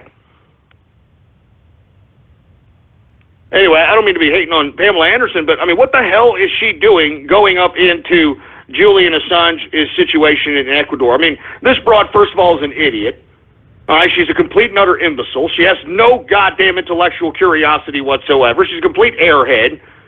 I mean, what the hell are her and Julian going to talk about? Seriously, I mean, Julian is an intelligent man. I mean, what are they going to talk about? Huh? Are they going to talk about the Tommy Lee video or something? What are they going to talk about? They're talking about vegan sandwiches, for Christ's sake? Huh? They're going to talk about pickled pretzels? I mean, what the hell are they going to talk about? I'm telling you, folks, I have no idea what the hell's going on with Julian Assange. I wish I could tell you. I don't. I really, really freaking don't. But Pamela, I can't believe Pamela Anderson, man. Look, can somebody explain to me, this woman, first of all, is not even American, you know that? Pamela Anderson is a freaking Canadian. She's not even a blonde. She's a brunette, for Christ's sake. She just dyes her hair.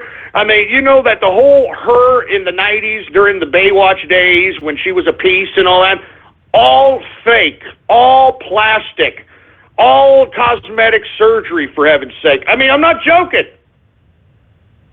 I mean, look at old Pamela Anderson before Baywatch and look at her during Baywatch. A completely different person because she bought herself. And okay, I'm not saying there's anything bad about it. You made your money, you shook your ass. That's great. You made your money. Why are you even trying to continue to maintain your relevancy? You're not relevant, Pam. You're not relevant. You are nothing more than some useless old spank bank from back in the day, and no one cares about you. I don't like the looks of Pamela Anderson going in there with Julie. I just don't. I don't know what the hell that means. I look, maybe she's, their bodies are slapping her in there. I have no idea. Maybe she's going down there and giving them a little bit of, I don't know. I don't know, but it makes no sense to me. I can tell you that right damn now. It makes no goddamn sense to me. Anyway, folks, Jesus Christ. I don't know what the hell's going on here. We got freaking Pamela Anderson out here thinking that she's Mrs. WikiLeaks now. Is that what she thinks? Huh? I'm Mrs. WikiLeaks, and because I delivered Julian Assange's vegan sandwich. Yeah. From what I understand, she's visited him, 4 times in 3 months? 4 times in 3 months. I mean, what is she planning on doing? Hooking up with him when he gets out of the freaking embassy? Get the hell out of here. You know what? Get this mic out of my... Get the hell out of here, Pam. Come on. You're old, man. I mean, that goes for all you older ladies. Now, look, if you're an attractive older lady, I mean, hey, more power to you. You know what I mean? I mean, flaunt it, okay? I get it. But, man, Pam, you're old. You're gone. You don't look like Pamela Anderson anymore. Stop it. I mean, you're used up, for Christ's sake. I mean, how many rock stars have literally ran miles on you? I mean, literally, man. Oh, my God. Anyway, give me the mic. Give me the fucking mic. Hey, watch out, Julian, all right? She's got hepatitis, all right? So watch yourself out there. If you're happen to get a little bit of a from old Pamela Anderson there, okay? Seriously, she's got hepatitis Z or some crap. I have no idea. Who the hell knows? Give me my drink, for Christ's sake.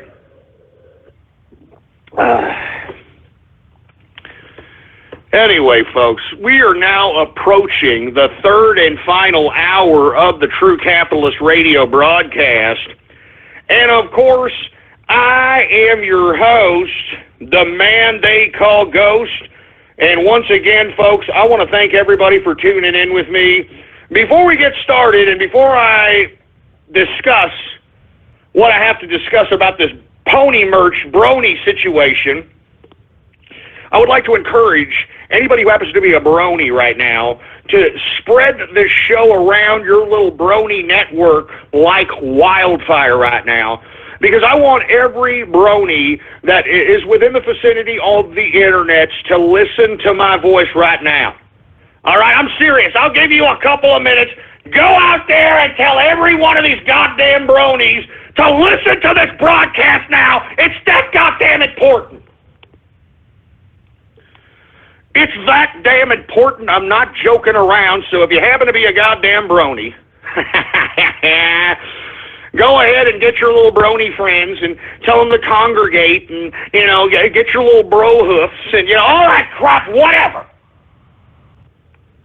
Tell them to go ahead and listen to this broadcast right now, because I've got something to say here. I've got something to goddamn say. And before I get into that, I'd like for everybody to please bookmark the official website of the True Capitalist Radio Show. It is blogtalkradio.com/ghost. That's blogtalkradio.com/ghost. And, of course, if you have not done so, please follow me on Twitter. The Twitter name to follow is PoliticsGhost. All one word, no underscores, folks. PoliticsGhost is the name to follow. Now, without any further ado, do you have the bronies? Are they listening? Are the bronies goddamn listening? All right, I hope the bronies are listening in, because let me tell you something, okay? I, for one, am not going to say anything like, I'm a brony, no, never, no. But let me tell you, it's as if I did, because I actually entertained selling this pony merch. And for you folks that don't know what I'm talking about, because I sold so many of Mrs. Ghost's autographs, which are going to go out tomorrow, folks, by the way, if you're waiting for them, all right, I went again and said, if we sold so many, I'll sell some pony merch. They sold them. So I got pony merch for sale at ghost.market, the website. You can type it in your web browser right now, ghost.market.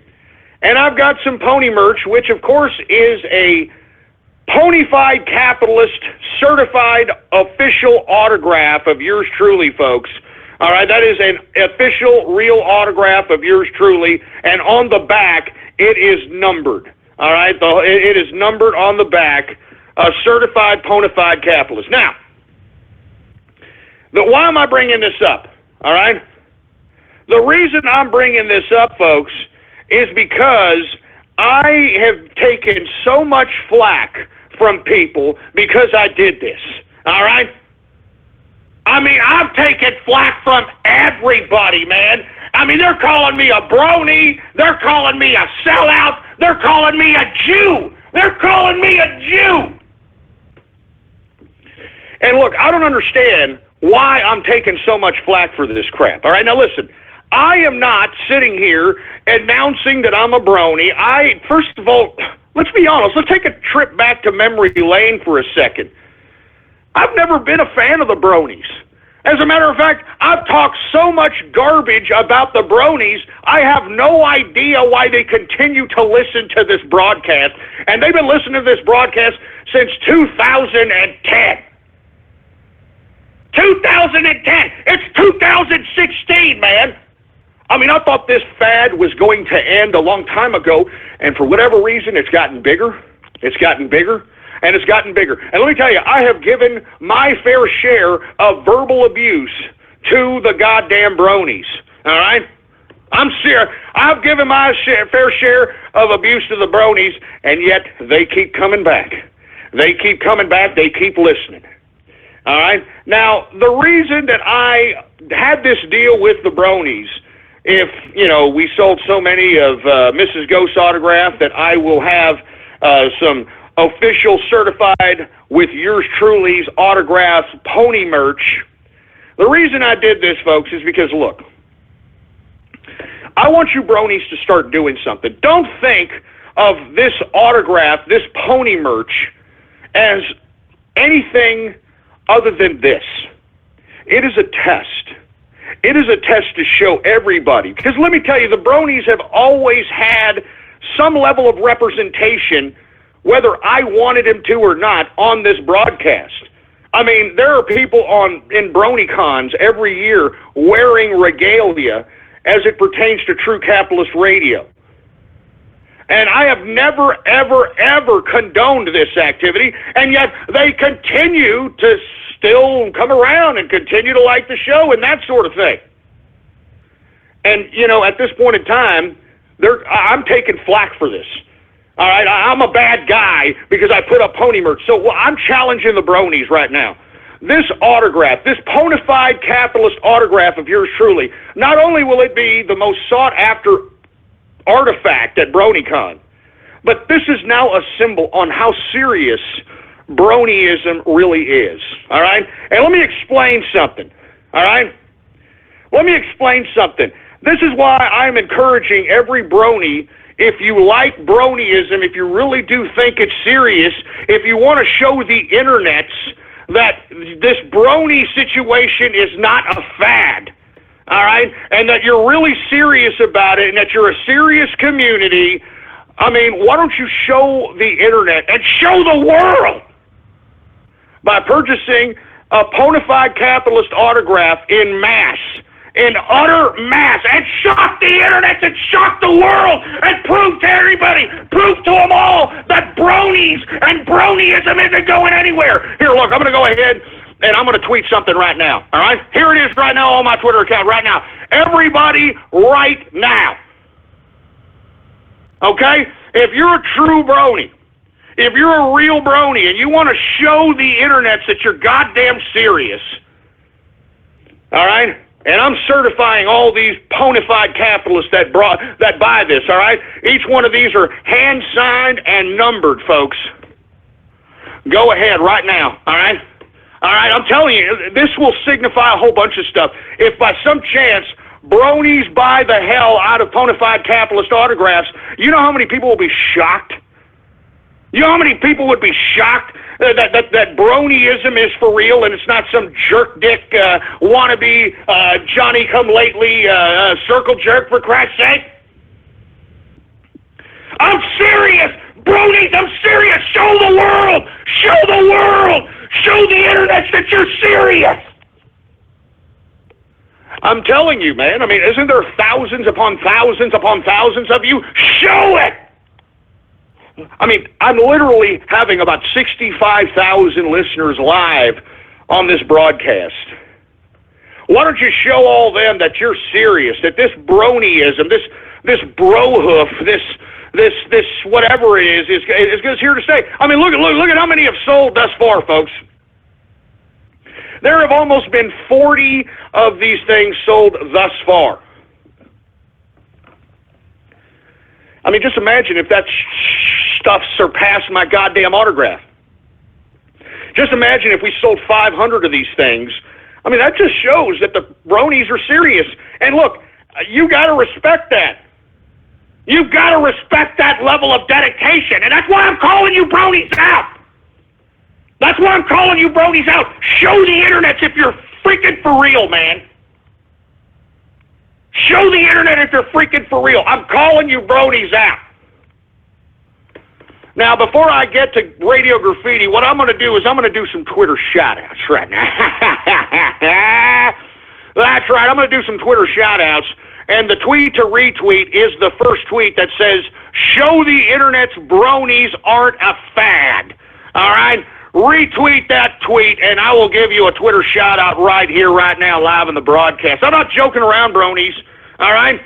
I mean, it's time for you all to show the internet some thing or two about a goddamn thing or two. And if you don't, well, then it just goes to show you that everybody who's given me criticism is right, and I'm just going to go ahead and never touch this brony thing ever again. All right? Seriously. I'm not joking around. It's one or the other at this point in time. It's one or the other. Either we sell a bunch of goddamn bona fide capitalists and the bronies are continuing, they're going to be a part of the broadcast, or we don't. And as a result, we're just going to eliminate the bronies. We're going to systematically remove the bronies, and they're going to be a memory of true capitalist radio. I mean, I think that's a fair deal, folks. And as a matter of fact, I'm putting the bronies on the spot here. I'm putting them on the spot because if they're true to their group, if they're true to their brohoof, if they're true to their little creed, their little clan, they'll go ahead and organize all the bronies, and they'll try to purchase as many of these bona fide capitalists as they possibly can to show the internets that, hey, we're ponies, and we're here to stay. But if they don't, well, then we're just going to eliminate the whole brony outfit out of the goddamn show altogether. I'm not joking around. It's one or the other. I'm drawing the line in the sand. All right, bronies? Either you go and show that you're a legit damn fan base, and you show the internet that you're legit, and you purchase as many bona fide capitalist autographs as you possibly can, or we eliminate bronies altogether and even acknowledge the bronies and even ever talk about bronies again on this broadcast. All right? It's as simple as that. It's as simple as that. Anyway, do we got any Twitter shout-outs, engineer? All right, well, I'm going to go ahead and do some Twitter shout-outs, and, of course, retweet the tweet that says, show the internet's bronies are not a fad. Anyway, we got the Noid coming for Ghost. Yeah, shut up. Sneak around. I'm not going to say that disgusting name. We got Chrome Thunder, for Christ's sake. We got Novelty Best, Dubstep Cuck, Tyson Rocket, Whiners in BN Chat. What are they whining? They whining?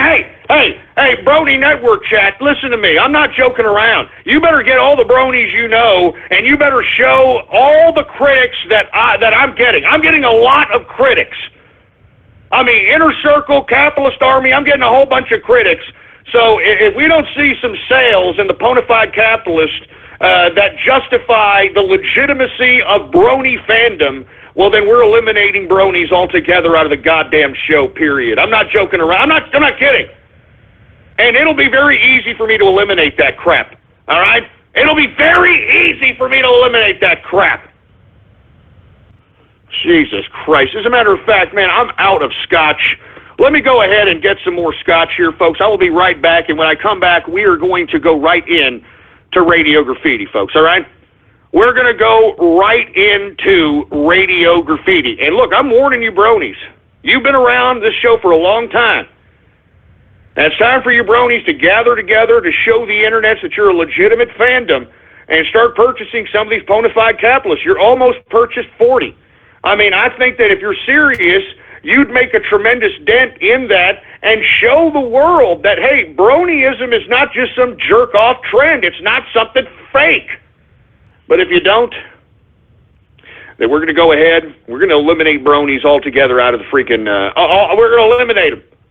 We're not even going to acknowledge them. We're not even going to say the word brony. Bronies are not even going to be a goddamn idea anymore. I'm serious. They're not even going to be an idea anymore. If you don't believe me, you just wait. Anyway, I'm getting the hell some more goddamn scotch here, folks. All right? I will be right back, okay? But before I go, I do want to tell everybody I'm very serious about this. I mean, you know, I've gotten a lot of flack from my own inner circle, from my own peeps here because of the bronies, and I'd like for the bronies not to make me look stupid. And if you do, well, then I'm just going to just forget about the bronies. It's over. I mean, I'm not going to call on another brony name. I'm not going to say anything else about the bronies. I'm not joking around, man. And look, I know that there's a lot of folks out there that are like, come on, bronies, don't buy anything, dude. Don't do it. I want to eliminate you forever. I don't ever want to hear you on True Capitalist Radio again. I don't ever want to hear you again. So we shall see. You know, fate tells the story, doesn't it? And it's Christmas time. Isn't it a great time to get yourself some bona fide capitalist merch? Yours truly is hand autographing this, man. My autograph will be worth hundreds of dollars in a couple of years. All right? If not at BronyCon.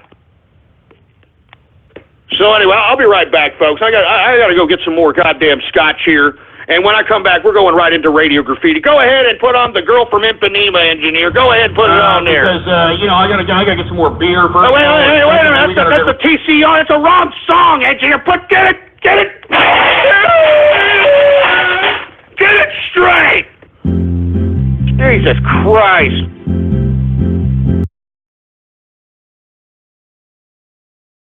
Okay. Short break guy here, guys, but so yeah, this is actually pretty interesting, guys. If you guys are listening to Ghost, what he said earlier, he really stated the fact that yeah, us as bronies, so hopefully you guys are actually taking his word that you know gotta be so mean. Yeah, I understand, Ghost, I understand. But that's only, you know, if anyone acknowledges that about, you know, the whole brony thing, and the whole brony community has to, like, you know, pretty much needs to be a bit, I don't know, capitalized, yeah, but, you know, as me as a brony capitalist, of course, you know, I'm brony, even though I'm a capitalist, I actually, you know, do work, and also actually make businesses, too, as well, so, you know, I'm half and half, but, Jesus. So he's gonna be very, very serious about this, huh? Well, I don't know about that, guys. Anyways, I'm gonna give some quick shout outs before he comes back. So, if you want a quick shout out, Twitter shout out, or shout out to YouTube shout outs, just be active right now. I'm gonna open up the username before he comes back, like right now. Okay, who do we have? We got Iwoo, we got Alex Payton, we got Anti-DM, we got Autism Police B4. Bob Tom, Brony Drumming, Cadence Gamer, CDI Fan 237, Chef Sombrero, Chill Dude ID, Crippling Depression, Dr. Bento, Exless, or Etchlesia, we got Edgar Rains, we got Felipe Brawler, Funky Monk, we got Gabe the 13th, Gugo, Grave of Rom, Hygen, Imkali, Jade, James Brown, or Braun, James Braun. We got Jiggly Ribs, Joseph Stalin, we got Luigi, Meow, Nathan Long. Okay, he's back. Sorry, guys. He's back. Last one is Customers, man. And everybody else in the chat room. Blog Talk Radio. Welcome to Blog Talk Radio. Please hold and you will be able to listen to the show. Legit here, but apparently, what did I say? The prognosticator strikes again. Texas Senator Ted Cruz set to be nominated as Supreme Court Justice. What did I tell you? I said this was going to happen back in goddamn freaking March and April, boy. I said that that's really what freaking Ted Cruz really wants. That's really what Ted Cruz wants. What Ted Cruz wanted was a lifetime appointment to the Supreme Court, and lo and behold, look at what's happened. Look at what has happened here, folks. Good God, man, the prognosticator strikes again, baby. I'm telling you this right damn now. Oh, my God. Anyway, folks, let's go ahead and get to everybody's favorite part of the broadcast. And I'm talking about Radio Graffiti! That's right, folks. Radio Graffiti, the part of the broadcast where the spectators become a part of the spectacle. All you've got to do is give me a call right now at 563-999-3791. And when I call on your area code, you've got exactly 3 to 4 seconds to say whatever it is that's on your mind. That's why we call this Radio Graffiti, all right? And let me tell you something, folks. I know that there's bronies out here that are now trying to get this sold. Let me tell you, I mean, the bottom line is that you bronies, you've been a big part of the goddamn broadcast, whether I wanted you to or not. Now it's time for you to show, not me, you got to show the critics out here. You got to show the haters.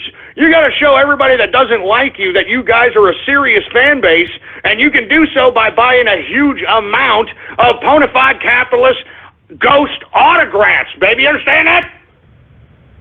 And like I said, if we don't see a dramatic, sale of these things, well, I hate to say, folks, I'm going to have to eliminate bronies from the program altogether.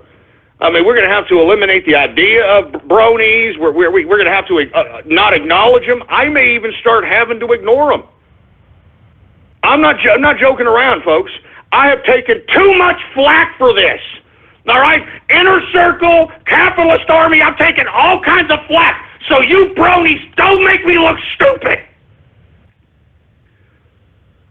And you know what? If you do make me look stupid, that'll be the end of bronyism. We will never hear bronyism on this goddamn broadcast ever, ever again. Ever. Ever! Anyway, folks, we got a whole filled-up phone line system here. Let's go ahead and get to Radio Graffiti. Do we have? Obviously, we've got Twitter chat. We obviously got Radio Graffiti, right, engineer?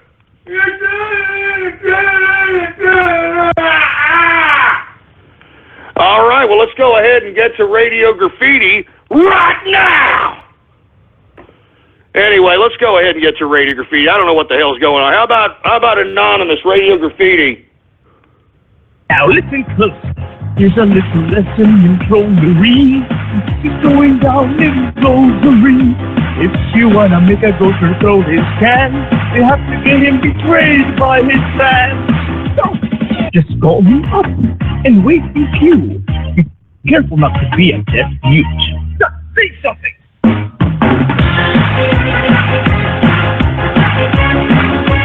We are number one.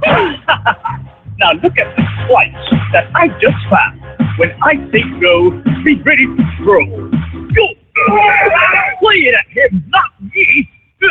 Let's try something else. Now watch and learn. This is what we'll do to make fun.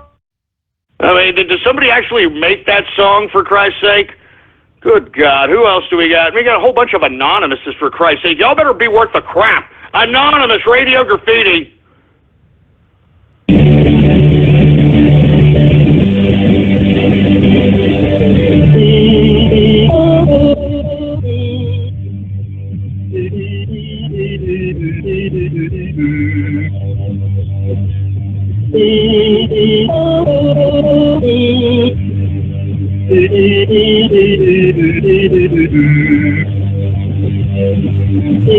I mean, Jesus Christ, was it a vibrator song, for Christ's sake? Anonymous Radio Graffiti. The pleasure of her tight pussy, rub it on you, cock neglects any discomfort. No, not this idiot. Here, start clicking off the first several one of those lines. Probably the same asshole. Click them off, engineer. Clear out some of those lines. Anonymous Radio Graffiti. It's a place where no one dares to go. Yeah, you know what? Start clicking off anonymouses now. We're clicking off all anonymouses since you're going to be a damn jerk about it, an unoriginal prick. Click them all off. Click all the anonymouses off. Sick of these idiots. 214. Pineapple man. Good pineapple, apple man. Christ, for Christ's sake. 323 Radio Graffiti. I just love fisting. In fact, just go ahead and shove your arm in deeper. Oh, no, we're not going to back out. Here, just shove it in deeper. I can barely control myself.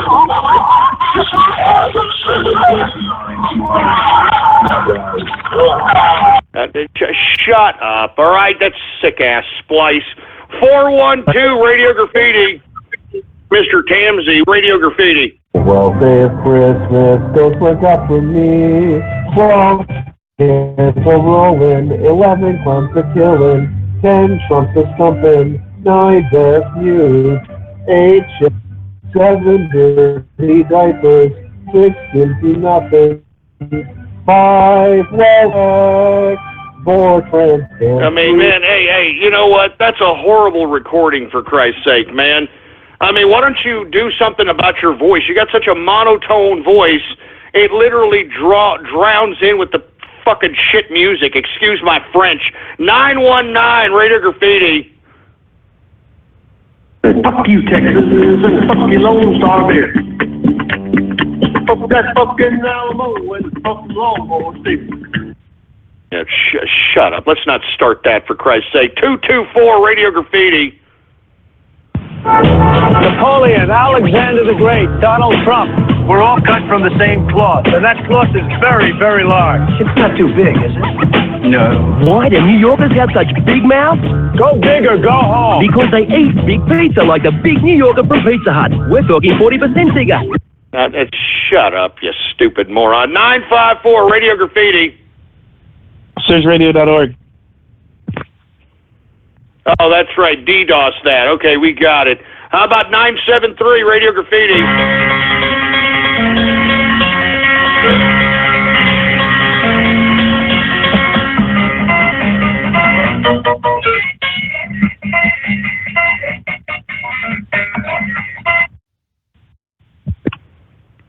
Well, what the hell was that about? Seriously, what the hell was that? How about Raiden Snake Radio Graffiti?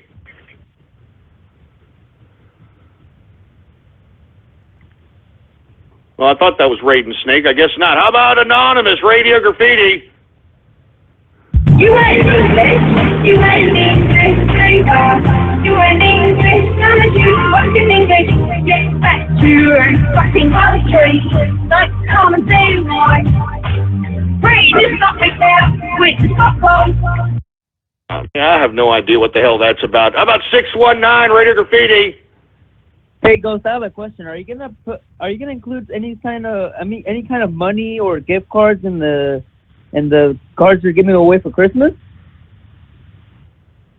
No, well, I don't know yet. As a matter of fact, what I'm going to do is tomorrow, as a matter of fact, for Baller Friday, I'm going to have random drawings for people that actually purchase the Ghost Capitalism or Death autograph.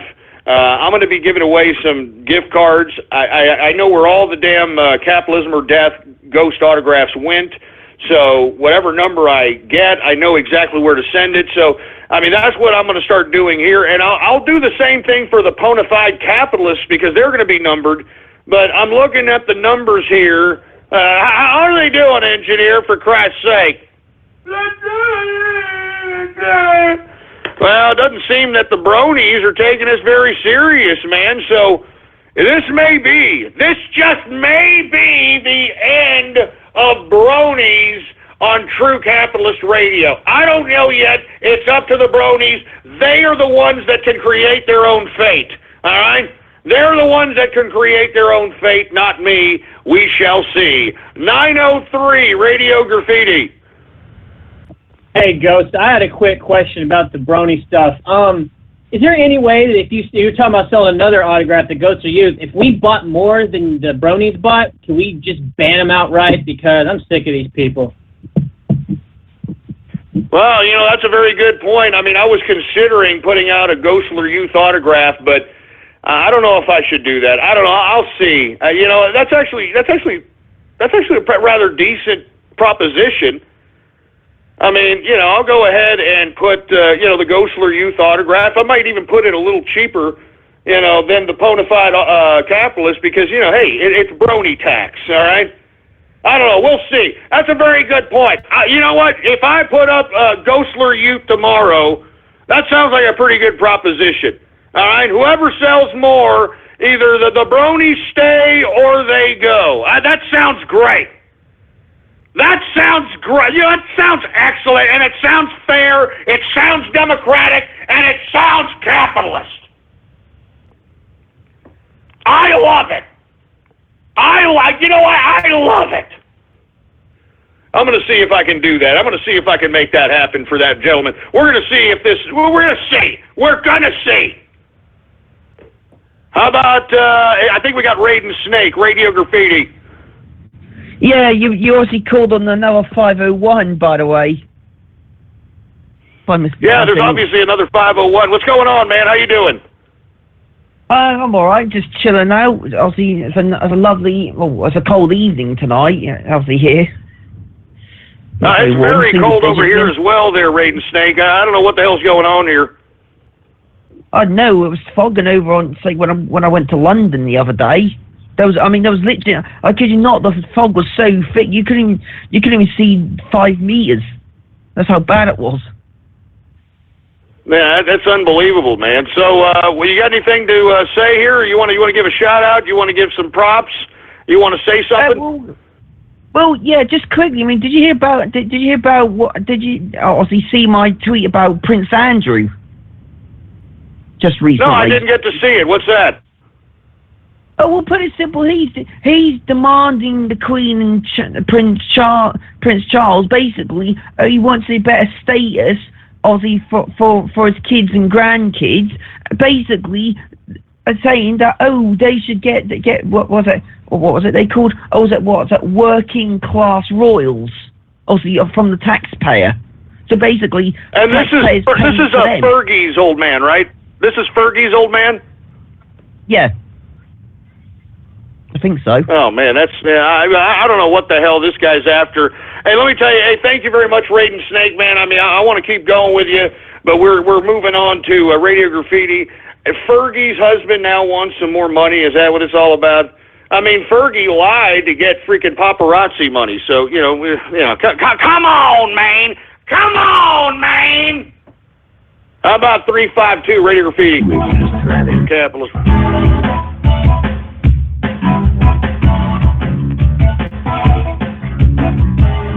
Hey, wait a minute. Hold on just a second. Hey, Raiden Snake. Somebody's saying that you watch anime. Do you watch anime, Raiden Snake? No. I don't know.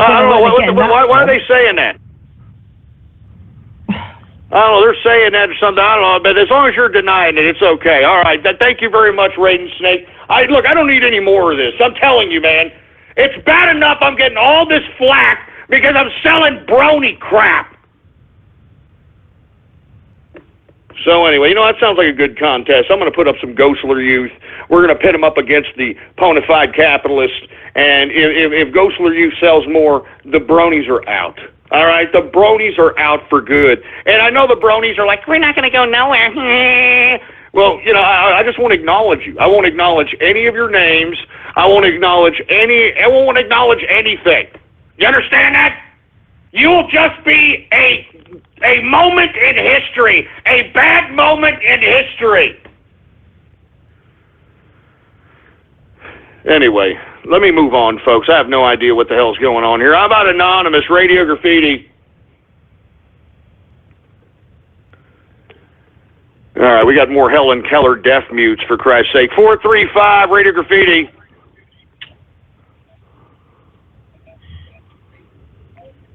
Well, you just going to sit there and play your damn Peter Popper there, boy? Jesus Christ. How about 267, Radio Graffiti? Hello, Ghost. It's your first-time caller. I heard you were selling pony merch and was wondering if you could ship me with Twilight Sparkle. I often fantasize about No, we're not. You know what? You'll take whatever pony merch that I'm selling and like it. You'll take whatever pony merch I'm selling and like it. I'm warning you, bronies. You think that I'm lying. You think that I'm just messing around out here. I'm not joking. I'm not joking, folks. I mean, let me tell you, if these bronies aren't serious and they ain't gonna look, they're not gonna be a part of the show anymore. They're not going to be a part of the damn show. I'm not joking around. I am Xing them out of the show if they are taking my proposition to them serious and buying bona fide capitalists in abundance so that they can prove to the internet, they can show the internet that they're for real. How about Anonymous, Radio Graffiti? Take that correction, you asshole boy! Oh yeah, you're gonna have yourself a meltdown? Teutonic plague. Robert, I got You son of a bitch. Damn it! Leave Carrasco alone! Leave Carrasco alone, you sack of crap! Just leave him alone! Yeah, I'm telling you. Yeah, I'm telling you, assholes. I'm telling you. I'm telling you, boy. Give me the freaking mic. Give me the mic. Give me the goddamn mic. I'm telling you, you need to stop. You need to cut your crap. All of you. You need to cut your damn crap. 443 Radio Goddamn Graffiti. J-Man Capitalist Radio Graffiti. Castro Radio. Through Castro Radio. I am your host, the man they call Ghost. Hello, badass those Marxists. I'm the already educated council of Cuban. Period. From a federal base. Drop to Havana, Cuba. Sound prettier than a capitalist, for Christ's sake. And now, the shooting of Partida, your leader for life.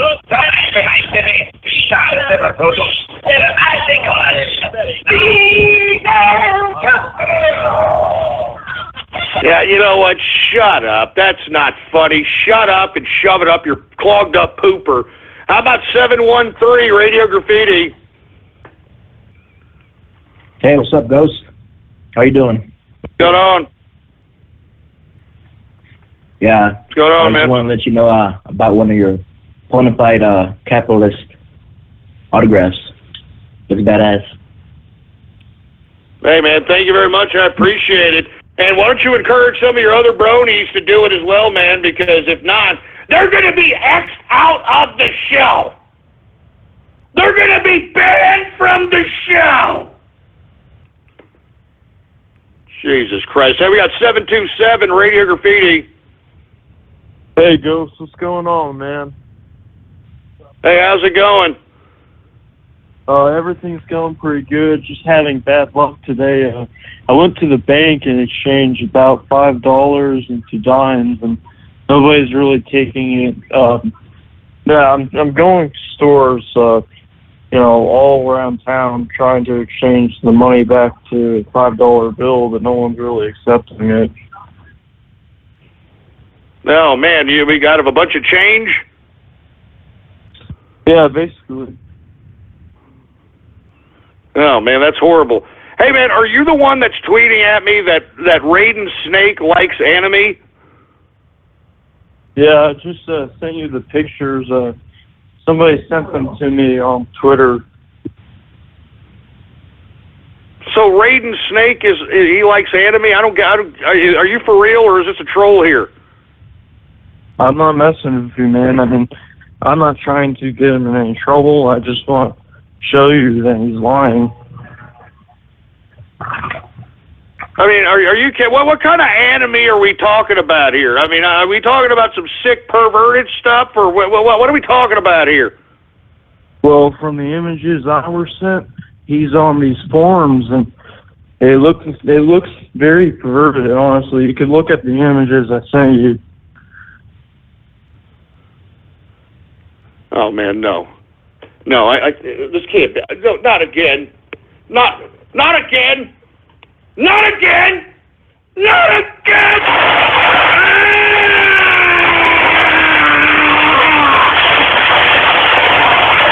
again. What the hell is going on around here? What the hell is going on around here?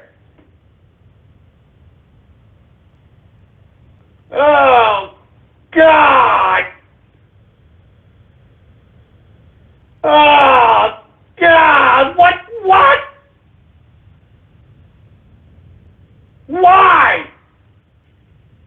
Why? Oh, my God, you know what, Jesus, give me the mic.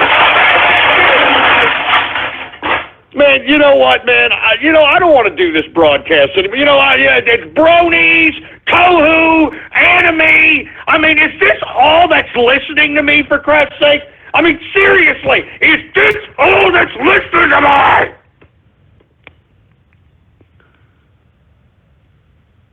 I mean, is this all that's listening to... God damn!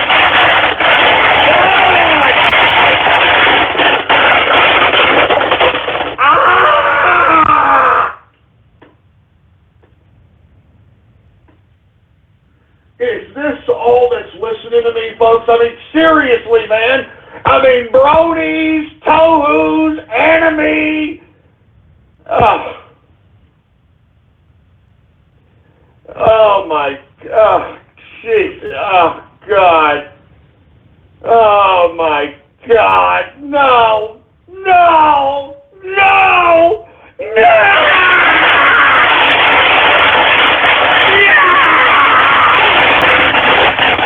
Oh, God. You know, I've had enough of this crap, man.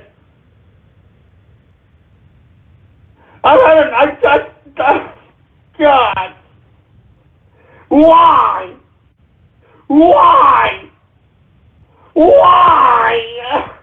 God, man. I can't take this. You know, how am I supposed to continue the show? How am I? They're supposed to continue that. I can't take it. I can't take this crap. I mean, I can't take this anymore, folks. I gotta get, this is a bathhouse Thursday. I mean, it's fresh. Oh, God, no. No. Give me the mic. Oh, man, no. Why? Why? I don't get it, man. I just don't get it. I don't get this crap. I don't get it. I mean, we got freaking bronies and tohus and anime and furries and God damn it. Man, I can't take this anymore, man. This is a bathhouse Thursday, and oh no, they're forwarding me all this information. Why are you showing me this? Okay, great. He's a goddamn freaking anime watcher. Stop tweeting me this crap. Stop it. Stop it. I've already been betrayed enough. Stop that goddamn.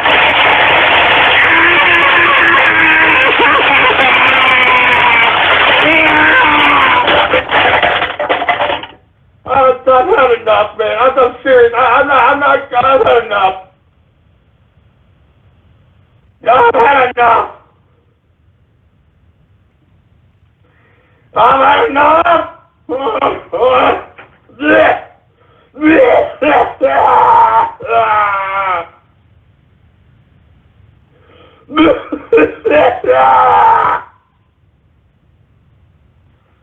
Oh, God, no. Wait a minute. Give me the mic. Wait a minute. Hold on a second. Hold on. Wait, just a goddamn second. Not only do I got to take the goddamn criticism of these people that listen to me, the capitalist army, the inner circle, that I'm selling pony merch, okay? That's one thing, okay? But now I'm starting to find out that there's all kinds of people that are goddamn listening to me, that are tohu, that are anime, that are brownie, and look, they're telling me now, they're telling me now Raiden Snake is also a furry. He's also a furry. Yeah!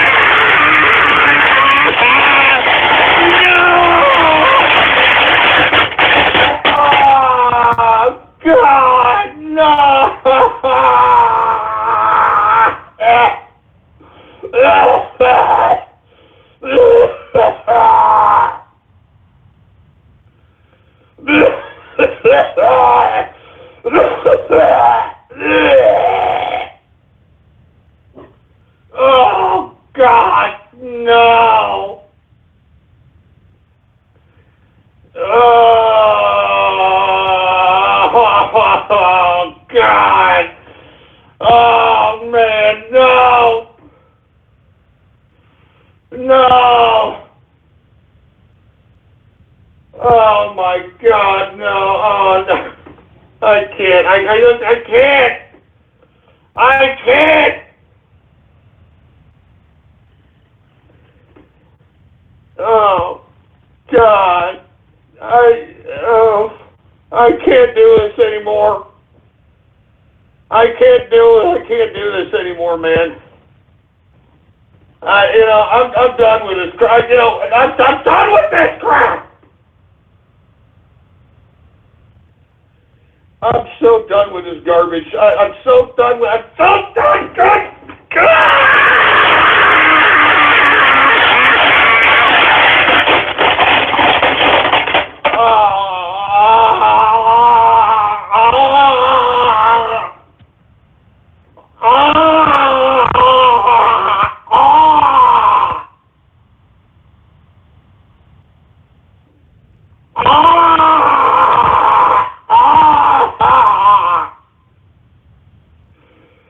Oh, God. I got to end this bathhouse Thursday, man. I'm done. I'm done. I'm done. Oh, man. Why?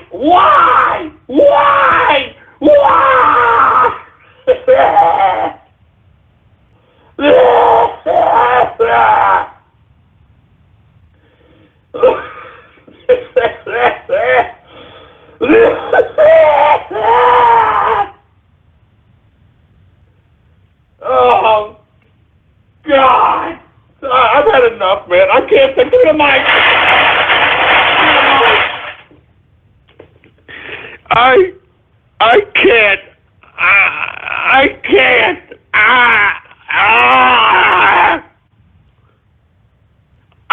I just can't. I can't do this anymore.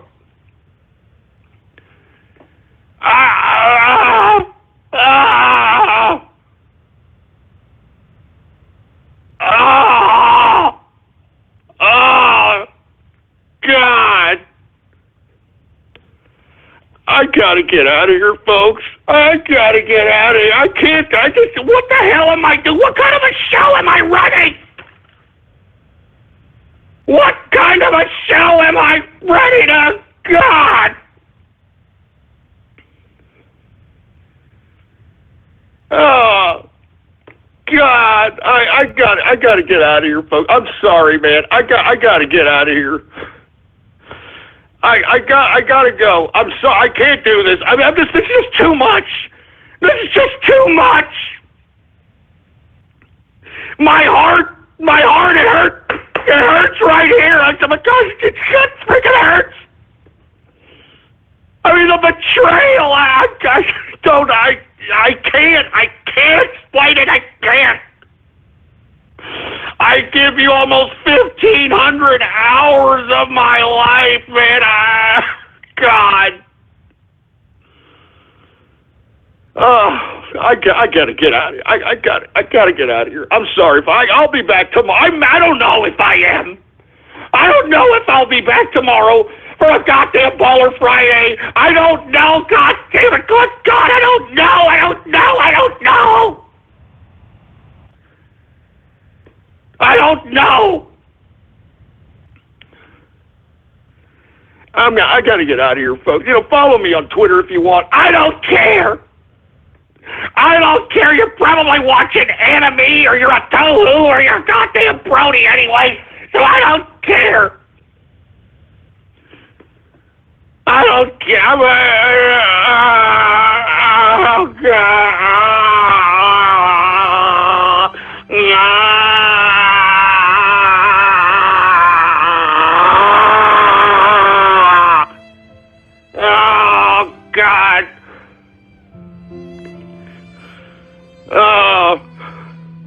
I got to get out of here, folks. I got to go. I can't do this show. I can't do it. I'm out of here.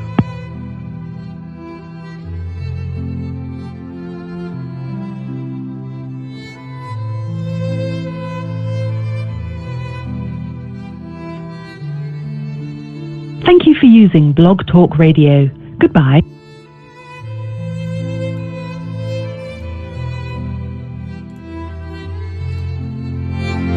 And so it all ends with a bang. I don't know how to say this, guys, but you guys really did it. You guys broke Ghost. F for R.I.P. Raiden sank. F, please. F. In this day that came, it is such sadness to me to see that. So humiliated by everyone's revengeance. I just hope for the best for Raiden. That you knew that you got fucked. But all seriousness. Sorry, Raiden. Sorry. You just got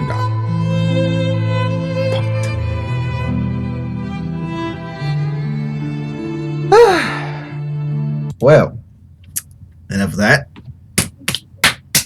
What a show, guys. What a show. Jesus Christ. Jesus Christ. Even 10 minutes until 7 o'clock. Well, here in Texas States and Central Time. So, well, I guess we'll just actually move on and let's do some YouTube shoutouts because I had to do another live stream in the next 9 minutes right now. So, man, what a show, guys. What a show. What a show. You guys. Oh my God, this show. Jesus, I don't know what to say begin with, but you know, the whole thing with the autographs, you know, for us to as bronies to actually, you know, buy the autographs because I guess he's really serious about that. But then things took the turn after, you know, stuff that happened now after the show. Oh my God. Oh boy, Raiden. I wonder what's gonna happen now. Will there be a confession tomorrow or another day, or will there be something to be happened? Let's just hope there's gonna be a show tomorrow for Baller Friday, but we'll see what happens. But we'll see what happens. It's this is much bigger than the Teutonic Plague. I mean, Teutonic Plague, you know, no hate for you, man. It's just that, you know, there's everybody who back then hated you, but now that you kind of made a redemption out of yourself, you're cool. As of Raiden, well, you know, everybody started backstabbing Raiden, like, even bigger. Oh my God, it's even bigger than I thought. It's even bigger. Jesus Christ. Oh my God. Everyone's taking out revengeance on Raiden. Oh my God. Whew. Jesus. I wonder what's going to happen. But in all seriousness, guys, anybody who out of here actually want to actually buy the autograph, go ahead. It's $15 in the Ghost Out Market store before he goes to the next one, those Ghost Youth's autographs. Spread that around for everybody who wants to actually, you know, anybody who can just buy it, just spread it around. Put it on forums like Reddit, McQuestion Daily, Horse News. I know you're listening in, Jealous. Hopefully you are, and hopefully you are. If you can, post this on the Horse News website. Do so, because it's pretty much just the only thing that, you know, to keep the whole brony thing going on for the show. If not, then, you know, some ban, but hopefully that doesn't come to that. Jesus Christ. Anyways, I think that's about it. So let's do some YouTube shoutouts, shall we, before we actually move on. Actually, I have to end in the next 6 minutes here. Okay, YouTube shoutouts, guys. The part of the very end. Well, right now it's already ended early. At the TCR broadcast, where actually I conduct some YouTube shoutouts. How do you do this and how to participate? Easily just type something in the chat room right now, and of course I'll be opening up a users list to name from people A to Z alphabetically. And of course, my Mr. Name, I'll go back to the chat room as quickly as I can before, of course, the time goes up. So, of course, make sure to type right now, like, andale right now. Andale.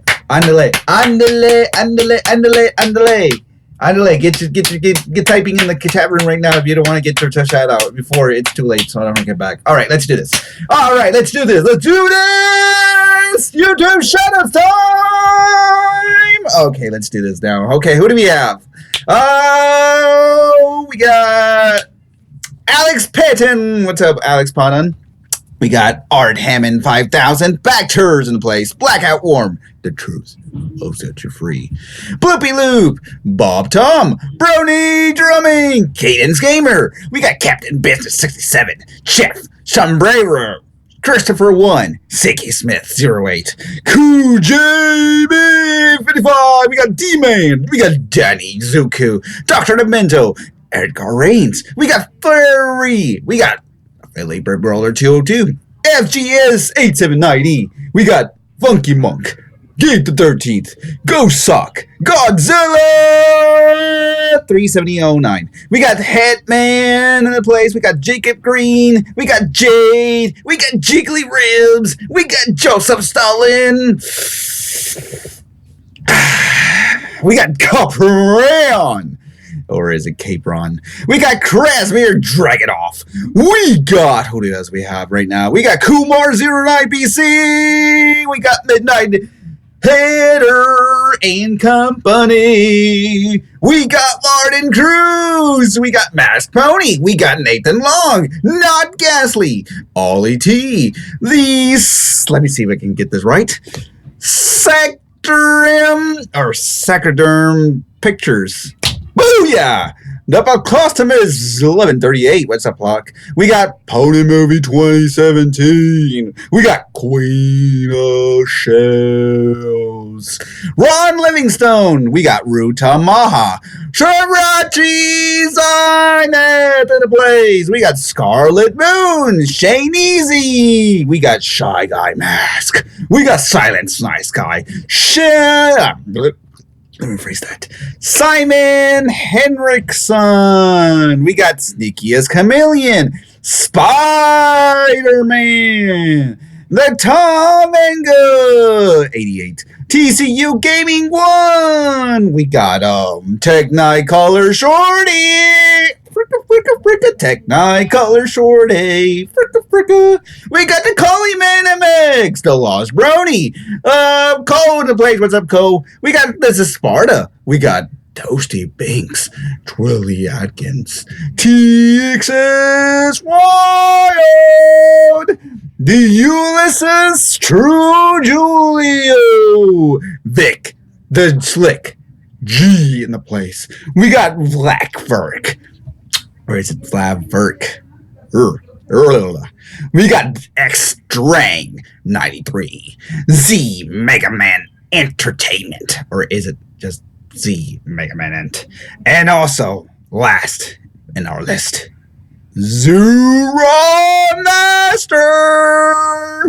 Yes. And that's pretty much it for the shoutouts. Okay, I'm coming back right now. Who do I miss? If I missed your name, go ahead and do it now. Just go, and I'm going back, straw back to see who I missed. If I missed your name, go ahead, do it now before I actually end this. Tropical Phoenix! What's up? Nikolai of Stalingrad! Man, what's up, Nikolai? Nikolai, what's up? I know I have missed people over here because, you had to be very fast in the chat room to be in the active. Liz Porter, what's up, man? Thank you for coming out. Hurricane John, thank you for coming out. We got Zach, or is it Jack? Jack? Zach. He's a Lego maniac. Oh, man, that actually is pretty... going back right now. Ghost Sock, what's up, bro? Kyfer, yes, you have missed a Radio Graffiti, and I meant this was the one Radio Graffiti to remember. Go back and listen to it if you're actually coming up. For anyone, just go back and listen at this point. So go it now. Go back and listen to it. You will not be disappointed of what has transpired in tonight's show. And I would say it's just the most memorable, even more memorable than the more memorable than the Teutonic Plague. And I mean it. It is way more memorable than the Teutonic Plague incident. This goes beyond even more than what everyone thought. It's really good. It's really good for today. Ah, yeah, I did not forgive you, Fairy. I did not forgive you, but I gave you that shout out because I love giving shout outs. CDI fans, 237. Yes, it's going to be very interesting to see Bronies versus Ghostler, indeed. What's my age, Vic? Man, Vic, you should know my age. I already said this before, but then again, 25. Oh, insert that quarter into my jimmies. All right. Okay, I guess I gotta end this now because right now wrestling. Oh, did I say wrestling? Yeah, I did. Okay, man. But yeah, I need to start another live stream. First of all, guys, thanks again for coming out. If I missed your name, I'll give you all the shout outs who I missed your name. So anyone, if you came here earlier but you kind of missed at the very end, shout out to you for coming out. Thank you guys once again for coming out.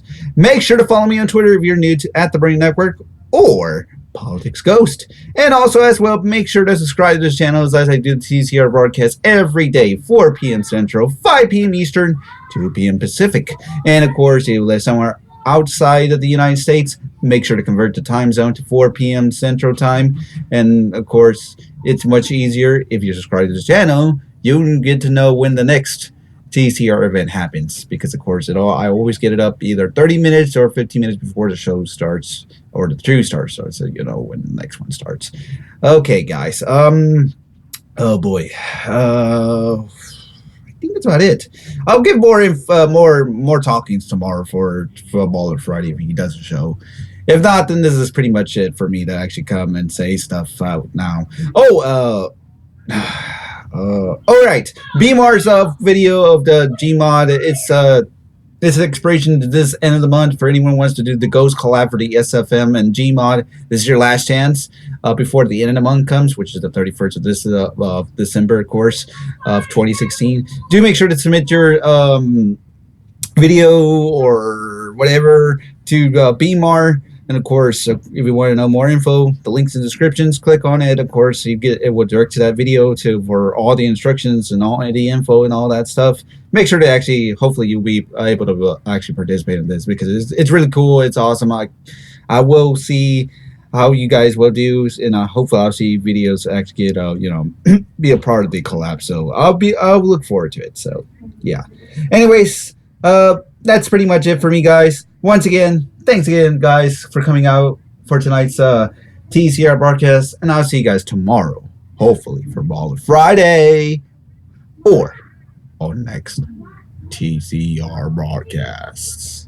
Yeah. Thanks again, guys. I'll see you guys tomorrow.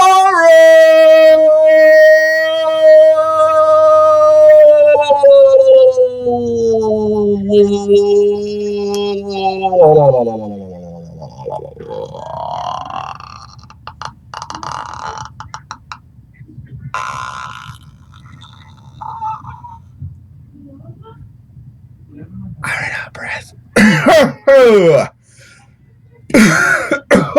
Roy Livingstone, I'll give you the last shot. Bye. Last one. All right, I'm out. Time for the next time. Oh, and make sure to actually, want to cut in my live stream, just go to my Twitter account. I'm posting it now. Now!